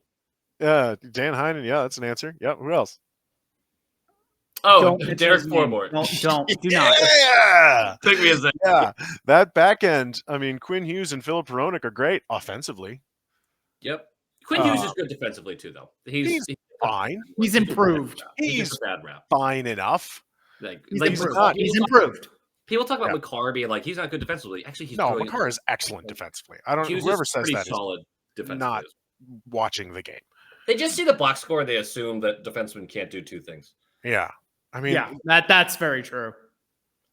But Hronik, but in Derek Forbort's case, he can't do one thing. And outside of that, your best defensive defenseman is who? Myers? Darnay? I believe it's the buyout of OEL. That's your best defense. We're still going for another 4 years. Good. Carson Soucy actually is pretty decent defensively if he could stay on the ice. Yeah. We're gonna move on to the next category. The "You Make My Balls So Blue" category. Every single year we talk about this player in a fantasy aspect, and he's never good. He's just never that guy. I struggled with this one, I have to be honest. I didn't. Chikrin came to mind immediately. Immediately. The past 4 years, it's been like he goes way too high. Everyone's excited about him. He never performs that high level. Ever. Second pair defenseman treated like an elite top pair. That's a really good answer. Honestly, the more I think about it, the happier I am that he didn't end up on the Boston Bruins. And then I think about how we got Zadorov for that deal, and I'm like, I would have preferred Chikrin. It's fine. It's fine. What, Jambi, what did you come up with this one? Andrei Svechnikov. Ooh, that's a good answer. That's an interesting answer. This came up also with one of your other categories where you just ask how far what's somebody that everybody likes that you don't like. Andrei Svechnikov is a guy that everybody likes that I don't like, and some of this is it's due to his health. He's struggled to stay healthy for a full season, but he keeps getting hyped as like this 40-goal guy. Where is the 40 goals? Where are the goals? Where are the shots, for that matter? He doesn't even average 2.5 shots a game. On a top line on the Carolina Hurricanes that possess the puck like crazy, and he can't get over 2 shots a game.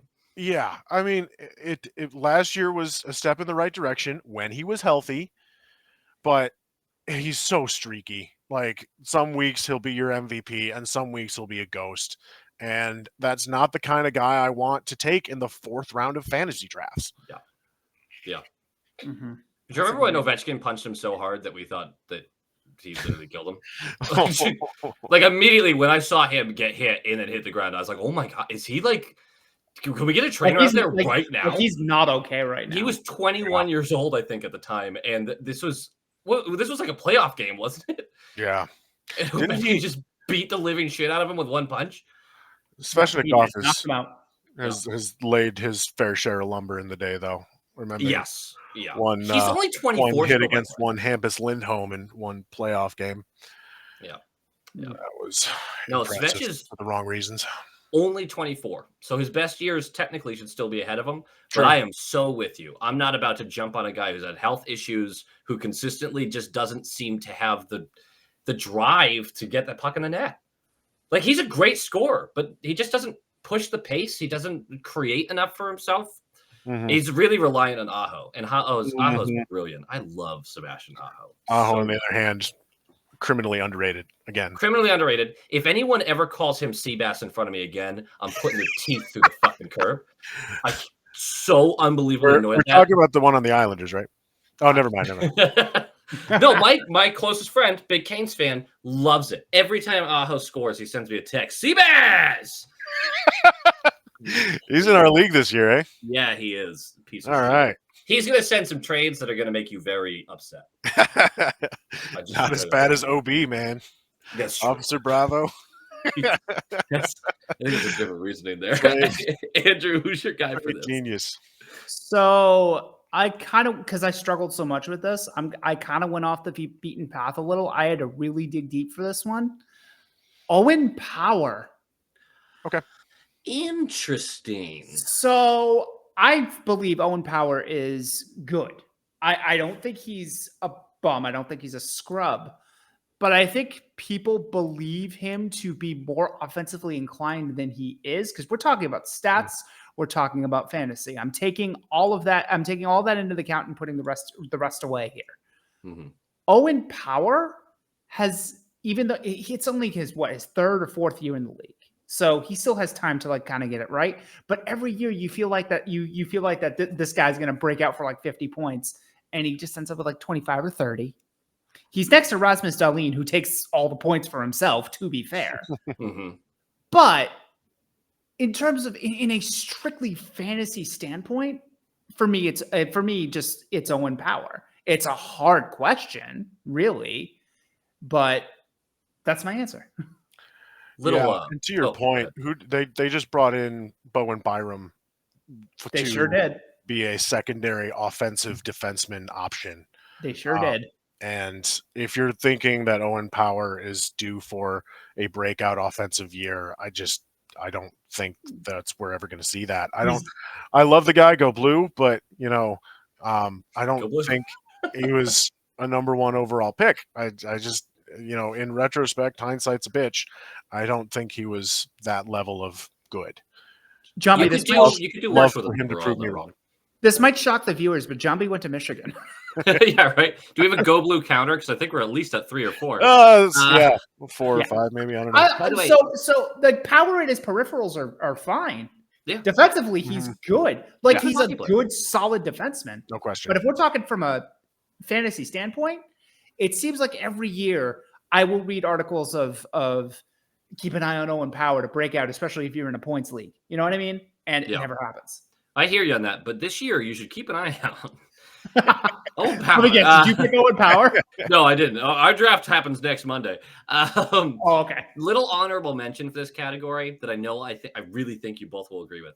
Charlie McAvoy. Every year they talk about him being on the top power play unit. It just doesn't happen. We're going to move on. I don't need to go in on this. 57 points last year. So Monty spoke glowingly of him recently. Just get him off the power play unit. Like, just get him off the top one. And Lorai, it's one preseason game. Lorai looks ready to run a power play unit right fucking now.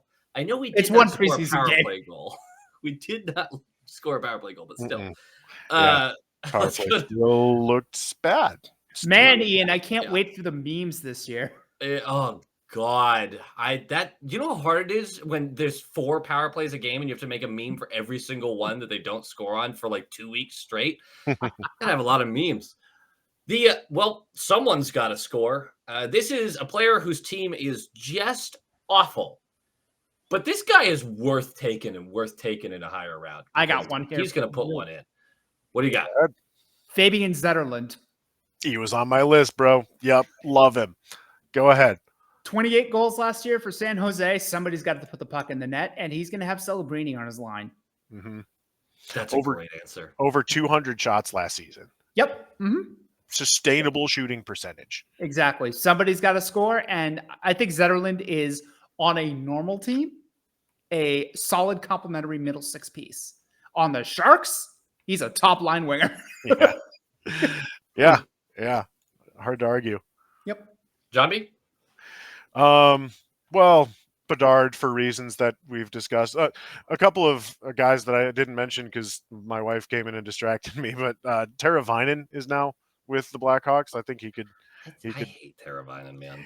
Yeah, I think he's never been a feature piece. He could be a complimentary piece. Also, Frank Nazar may play NHL games this year.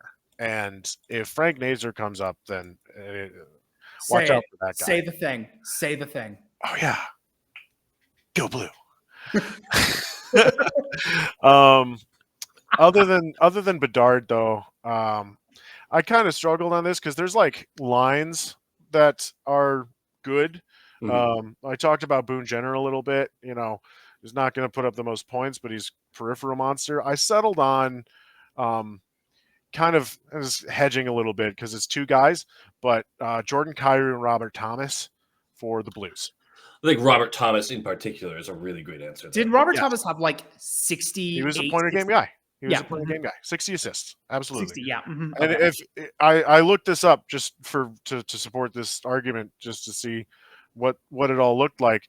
Jordan Kyrou, especially, before they fired Berube, he scored 17 points in 27 games with 88 shots on goal. In the 55 games after they fired him, he was scored 50 points for, uptick in probably about 10, 15 percentage points of points per game on fewer shots, 3.5 or 3.25 versus 3. And then you do that same split for Robert Thomas. He was a point a game for before, and then he was over a point a game after. So that tells me there's a slight uptick, but probably not enough to be statistically significant, which means that these guys were just due for some positive regression, both of them, and they got it. So also, I wanted to put Jake Neighbors on here. I haven't seen enough yet, but I am optimistic about Jake Neighbors. 27 goals and 11 assists last year for Jake Neighbors. Yeah. Dude, pass the puck, damn. That's quite a split. That's what I mean. I had Slavkovsky. I'm taking advantage of that top line. I'm taking advantage of that power play unit with Matheson on it. I just that team's not going to have a lot of guys you take, but Slavkovsky should go higher in the rounds here. Not like a top 2 round guy, but like he's solid enough that you'd want him on your team. Mm-hmm. Easy peasy. No arguments. Just an easy one. That whole line, I like Suzuki too. And we talked about Caulfield a little bit already. Again, that top line is really good. It's just the rest of the team isn't. Yeah. Right.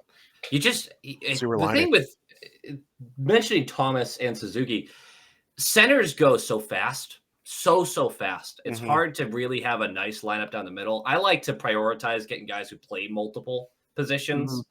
Obviously that's a good strategy in general, but the centers in particular, you can get in a lot of trouble if you kind of ignore that position. Then you're kind of looking around going, yeah, it's so our league is when I was commissioner the first time around, I had played in a couple other leagues, and it really bothered me how devalued the center position was later on in the draft. When you're talking about like the 7th round through like the 12th round or something like that, like you're just looking at guys like, Brock Nelson, Dylan Larkin, and Nick Suzuki, for instance.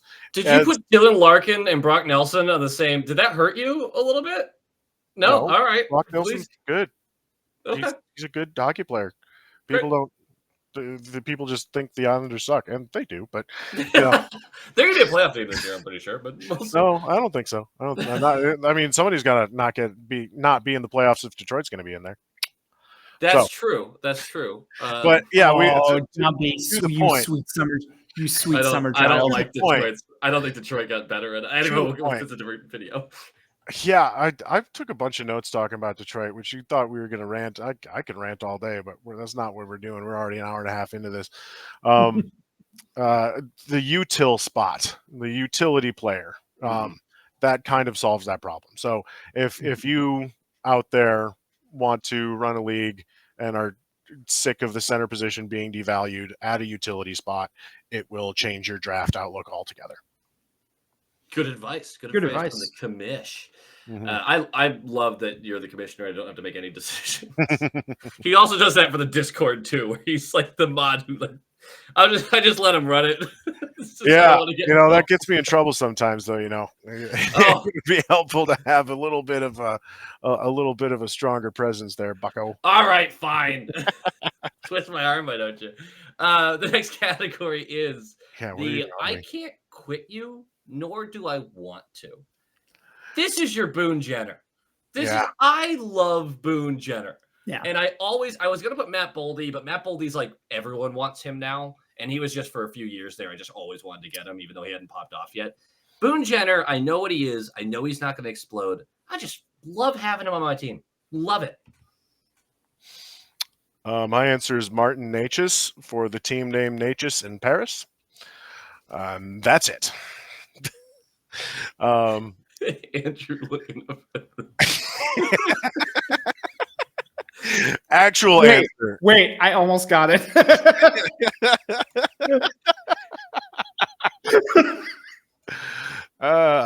Actual answer, Matt Zuccarello. Number one, he's from Norway. How awesome is a Norwegian NHL player? You don't see that often, except for certain draft picks of certain teams from Detroit. Ole Christian Tollefson, shout out. Yeah, there's really not that many. I had a list in front of me at some point. That's long gone. He gets to play on the right side of Kirill Kaprizov most of the time, especially on that power play, which that's awesome. He's been historically around like 3/4 of a point per game. Short King. 5'7", yeah, that's great. Soft spot in my heart for Short Kings. Zuccarello is my answer. So, Jambi, for Norwegian legends, you forgot about Bruins legend Anders Myrvold, a.k.a. the stalwart of my defense in NHL 94. How could I forget? NHL 94, I was 3. How could I forget? I was 1. So, all right. Andrew, who's your answer? Igor Sharangovich. Yeah. Okay. So the reason that I picked this, I had 2 answers here, but Ian, you said that Calgary is a little too radioactive for your tastes. And I was like, hold on. I fucking love Igor Sharangovich. I've loved him since he was in New Jersey. I think he's a great player. He broke out last year. I believe he had 32 goals. 31, but keep going. 31, okay. On a bet. All of this is off the top of the dome. So, I mean. That's impressive. I'm Puckpedia-ing right now. I'm like, that is genuinely impressive. But yeah, no, it's Igor Sharangovich. I've always been a huge fan of his game, even though he is a unabashed cherry picker. I don't care. I love watching him play. Yeah, he's a good fantasy player. Good option on a bad team. Also, one we probably should have mentioned for the previous category is Naz. Yeah, that was actually my number 2 for that one was Zetterlund and Sharangovich. Sharangovich and Naz Kadri, both of those guys. Yep. Kadri too. Yep. Yep. That's a good one. I have 2 categories. Which one do I want to do second to last? Let's do the Principal Skinner. All right. Everyone is out of their mind. I stand alone on this opinion, and I have no problem doing just that. Who's your guy, Jambi? Mo Sider. I'm not. I mean, I already talked about Svechnikov in the opposite direction, right? Yeah. So that was the other answer. But Mo Sider is there is a case for him as power play one quarterback this year. I think I alluded to it already earlier with it. We have Simon Edvinsson.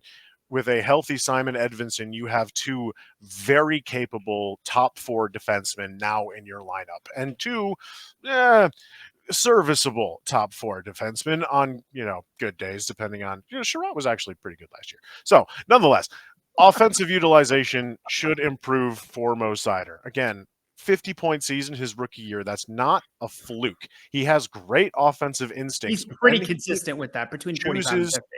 Yeah, when he chooses to use them, he is very consistent. If he were to develop, he does. He's got a really good shot from the point. It's just that where he gets to trouble, and I see a lot of this in McAvoy's game too, is just kind of skating around the blue line a little bit. So if he can get rid of that part of his game on the power play, then you're talking about a top 6 fantasy defenseman. I mean, you're talking about him in the same breath as Adam Fox and Charlie McAvoy. It's somewhere between those two. Not to mention his peripherals are the only player to ever have 200 hits and 200 blocks in the same season.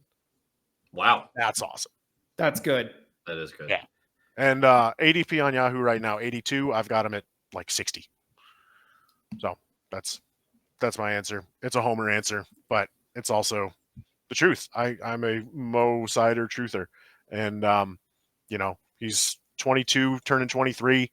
Like, there's still a lot of room for growth in Mo Seider's game. Yeah, Andrew, Dylan Strome. Now, I think a lot of people are very in on him. Like that. Like this goes into my other point of the Capitals being kind of radioactive for me. I think he's fine, but I think people expect every year.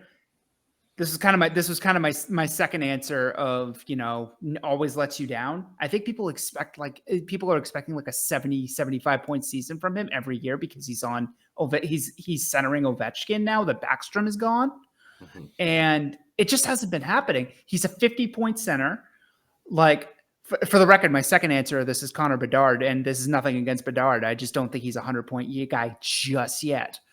But my real answer is Dylan Strome, because I don't think he's nearly as sealed as people seem to think he is, or nearly as has nearly the point acuity that people seem to think he has. Yeah, I can see that. I'm not a Dylan Strome guy. A lot of people are, though. So yeah, I don't really like either of the Stromes. My answer for this is Jeff Skinner. He's so people are like, Jeff Skinner sucks, because he's terrible. he's just awful, isn't he? He's just the worst. He is probably the second line left wing on Edmonton. Think about it. So yeah. Arvidsson's likely on the right. Yeah. Okay. Ryan Nugent-Hopkins is your top left wing. Evander Kane's a question mark. Isn't Hyman on the left? Hyman's on the right. Okay. He's on the left on the power play. There you go. Okay. All right. With Evander Kane being we don't really know, Jeff Skinner's biggest competition for that second line is Janmark or Connor Brown. Connor Brown typically plays the right. I don't see why he wouldn't be playing with Draisaitl, which would be a huge boost to him.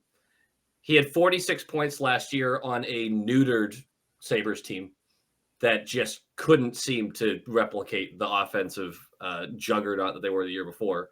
And also, his last 3 years on Buffalo, 24 goals, 35 goals, 33 goals. The guy's not shit, is what I'm getting at. Is he a winning hockey player? No, I don't really think so. Has he ever made the playoffs? I don't think he's ever made the playoffs. No, he's not. He's played 1,000 career games. He's not made the playoffs. There cannot be that many players that have a grand and I believe he's the only one. Might be the only one. Yeah. Not something you want to be known for. I believe he's at 1,006 games. Wow. God willing, it'll change that this year. But yeah, actually, I kind of hope it doesn't. No, my I God, just could you fucking his imagine? ADP is over 100 right now, and it just feels like no one's taken into account where he's going to be playing. Worthwhile pick is all I'm saying. Mhm. Worthwhile. Yeah, for sure. Especially if you already have like solid left wingers that you're able to take that risk. Go for it. I Oh, think yeah, for me, and it's just one honestly of those things where I just don't like Skinner's game, so I stay away from him. that's fine. If I have Draisaitl and I'm in like the 9th round and Skinner's still on the board, I'm taking him because that stack potential is really nice. Mm-hmm. Yeah. Also, I mean, if I have Draisaitl, I'm pretty happy anyway. Yeah, right. Mhm. You did well. My one of my favorite categories because I like getting angry about players, and it is the final category for anybody who's stuck around for full 2 hours. Thank you. The fool me twice. Shame on me. A player you just will never use again, regardless of circumstances, regardless of how good their outlook is. You're not going to touch them again because they have screwed you so hard, Timo. I can't answer this question.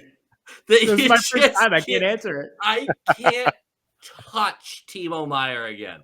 I know injuries and a bad year. It was a year from hell for the Devils.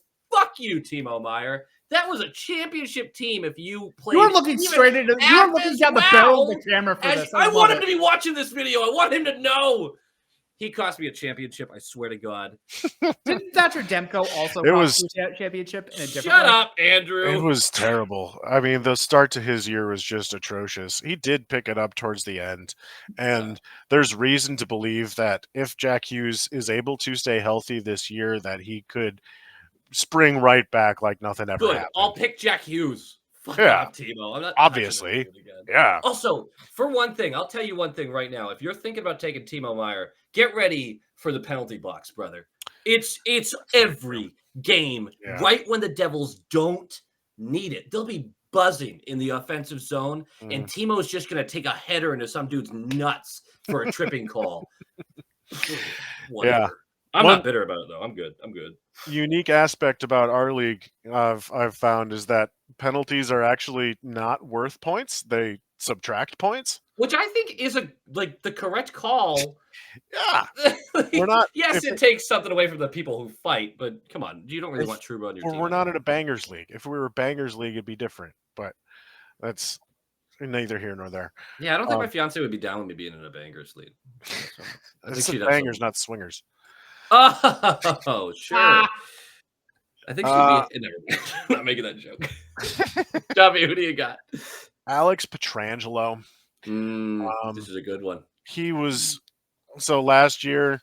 I panic picked him when Quinn Hughes was right there, and my team never recovered. It was probably the worst draft move I've ever made, at least in the terms of fantasy hockey. So. But I didn't have no reason to make that move. He was an excellent defenseman for a long time, and he still puts up some pretty good peripherals there. But the offense, he's still very good, but he's not elite like he once was. He's not. It's not there anymore. I mean, you're looking at 4 goals last year, career low shooting percentage of 3%. Yeah, but 3% is doesn't it stand to reason that upticks? Sure, but he's not getting power play time anymore. Shea Theodore. Shea Theodore's on both units.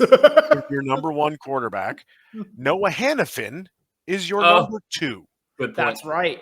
Pietrangelo will no longer be on the power play unless something happens to one of those guys. And then you look at the power play units, Vegas atrophied a lot of talent over the last couple of years to the point where that second power play unit looks pretty sketch. So I am out on Alex Pietrangelo for the rest of his career. I salute him on a fantastic career, but from a fantasy perspective, it's just not there anymore. From a fantasy perspective, he died. Before we leave this, by the way. Actually, can I give an answer which I know? So for me, this question is a pick that I know for next year's fantasy I'm going to regret. Right, but this is about Vegas for a second. Okay. Before we do that, who is the best winger on Vegas right now? Anthony Mantha. Mark Stone. Mark Stone. How many games is Mark Stone going to play this year? 50. Right. Trick question. Maybe not even that. Who's the second best winger? I don't know. Anthony I've got it up Mantha. right now. I think it's Dorofeyev. Like Barbashev, I like, Yeah. but I think Barbashev's like center, though, I thought.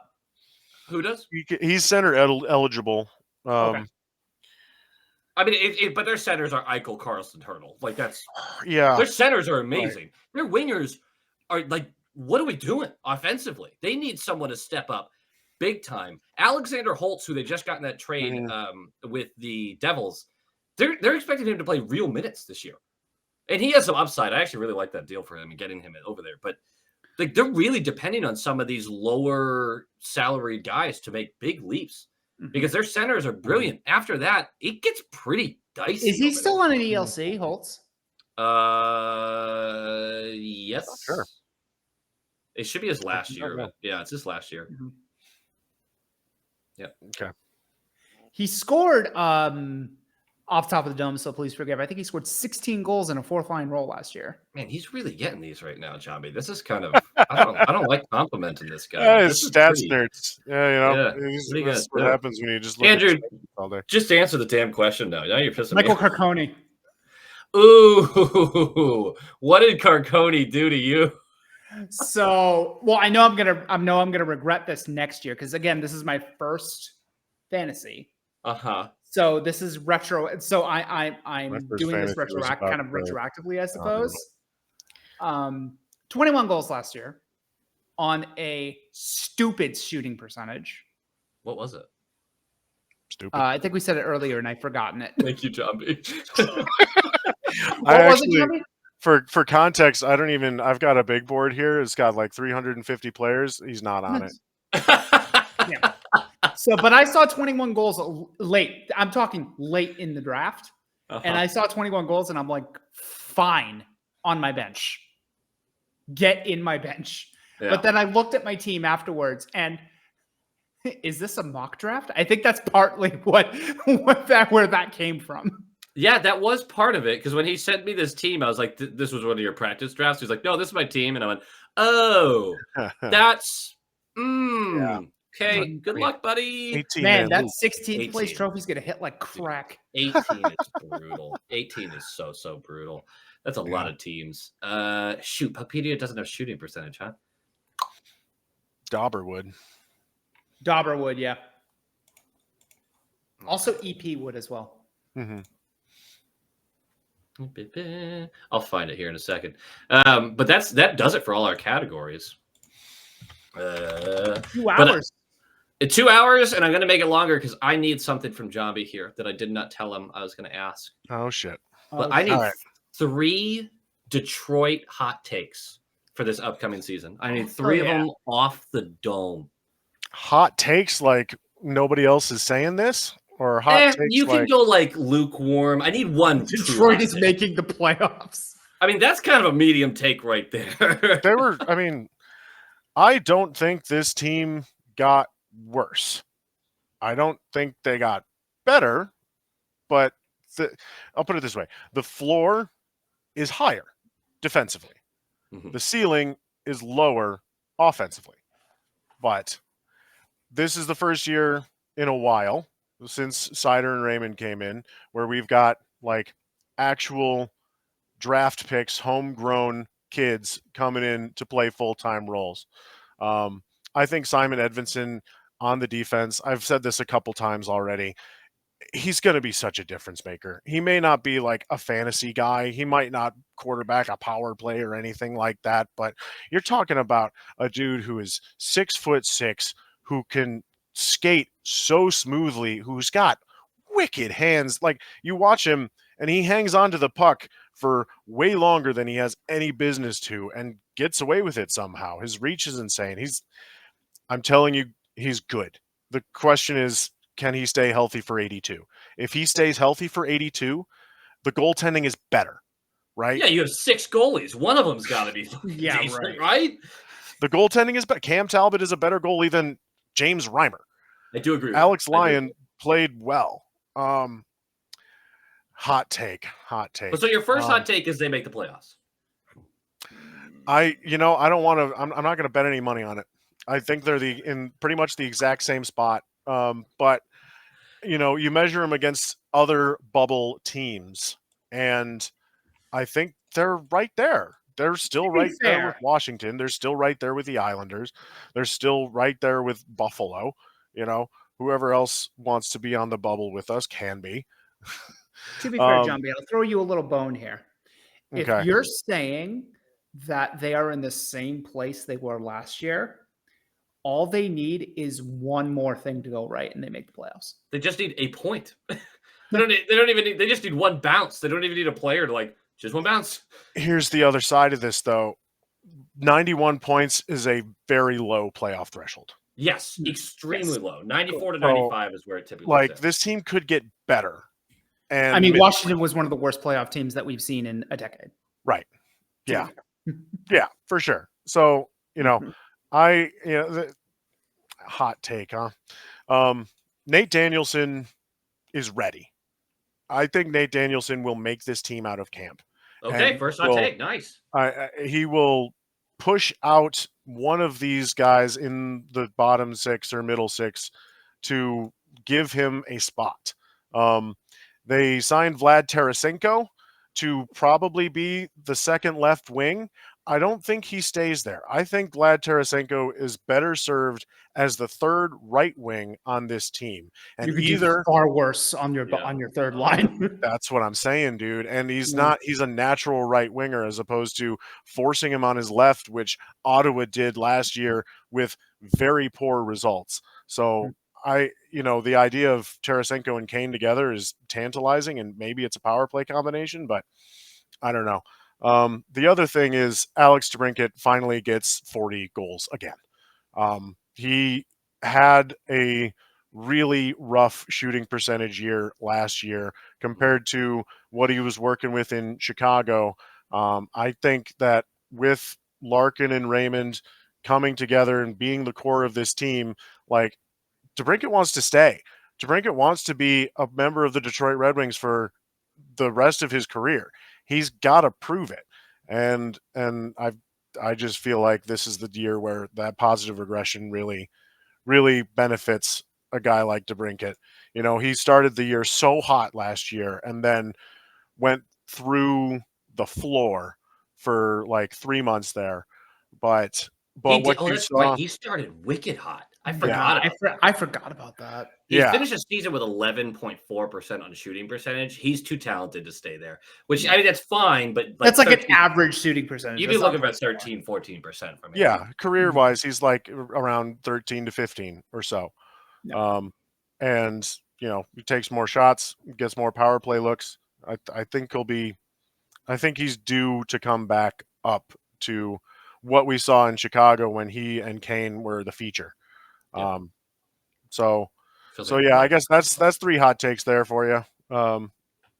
You got what's it? I guess the Edvinsson rant was one of them. Danielson was one of them, and DeBrincat 40 goals. I love when you start talking prospects because Danielson's a guy that I get to know, kind of poke my head around. There was a goalie that you had me look up. Kosa, that I watched a little bit of tape on, and he looked pretty good. He looked really good in the Red Wing game.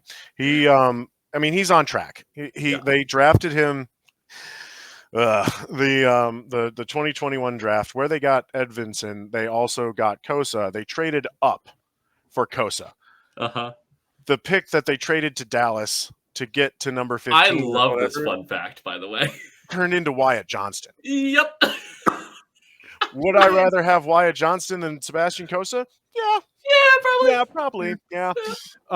Do I believe Sebastian Kosa will be a franchise goaltender? Yes.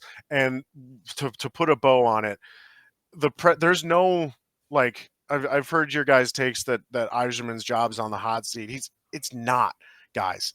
Until Kosa and or Augustine are ready to be your franchise goaltenders, that is when this team is truly judged. That very well may be true. It's not going to stop me from saying it, though. Andrew, what do you got? There was actually one, since we're having a Detroit segment, a bonus segment here. I do kind of want to ask you about one of the most interesting prospects that Detroit has that Mhm. I've been keeping an eye on. 6'8" Elmer Soderblom. Yeah. Where is he right Soderblom. now? Where is he? He is developing a solid bottom six game in Grand Rapids. Okay. So when he came up, he made the team as a 6th round rookie in his draft plus 1 year. So no, his draft year. Never mind. Draft plus 1, whichever Yeah, is the 'cause I first remember league in his. the I pro. thought they were like excited about him being a guy, not a I bottom was, six guy. yeah, Like, a lot of us were. And then the holes in his game became very clear. He, for a guy that tall, he was fairly easy to knock off the puck. He relied more on like a skill and possession game, relying on his hands more, which, he wasn't able to reliably do at the professional level. So he went back down to Grand Rapids and he's stayed there. But he was trying to play like a top 6 skill role, but he didn't have quite the level of skill necessary to develop that. His body wasn't built enough to play a bottom 6 grinder role. And so now that's the direction that his development's going. So the team has not given up on him by any stretch, but when he came out, it was all the rage. Like, we thought this guy could be a top 6 dude. That's why I was asking about him, because I remember him making the team from a very low draft pick, and I'm like, this dude's 6'8", 235, and still hasn't filled out yet. Right. Yep. And he That's has. I mean, he has gained weight. He's developing professional habits, but there was a reason he was a 6th rounder. Okay. Like, he developed a game that wasn't fit for his body style. He's now developing a more mutually what's the word I'm looking for? A symbiotic relationship between the way he plays hockey and the way he is built. Yeah. So glad you asked. I really do like Soderblom. I have hopes for him as a NHL player. I just love the idea of a 6'8" winger. Yeah, for sure. I don't love the idea of playing against one though. Damn. That sounds legitimately scary. Yeah. All right, guys. Well, thank you so much for joining this. Hey, want to say bye? Want to say bye? Special guest again. Bye. We're ending. Say bye. Jambi wife. What do you want to say? Okay, then just wave and say bye. High quality fiance does the same thing. She walks in and she's like, "I'll wave. Yeah. I'm not gonna get involved." But guys, thank you so much for joining me in this. This was really fun for me personally. And everyone who stuck around for the whole 2 hours, thank you so much for watching. What's wrong with you is the question. We have the Short Shift podcast coming out with a huge season preview late this week. Huge. So that'll be a lot of fun, but we definitely have some more preseason stuff going on the YouTube channel as well. Jambi, thanks for joining us. Yeah, thanks for having me. That was a lot of fun. Absolutely. I look forward to you tormenting me in the fantasy league that you run. Yeah, buddy. 1 week from right now, we will be drafting. Rule with an iron fist. Andrew, it was abysmal as always. Just hate hanging out with you, hate spending time with you. Just an absolute atrocity. Love you too, buddy. Oh, there's so much love. Anyway, that does it for us. Thank you so much for watching, everybody. And go Bees. Go Bees! Go Bees!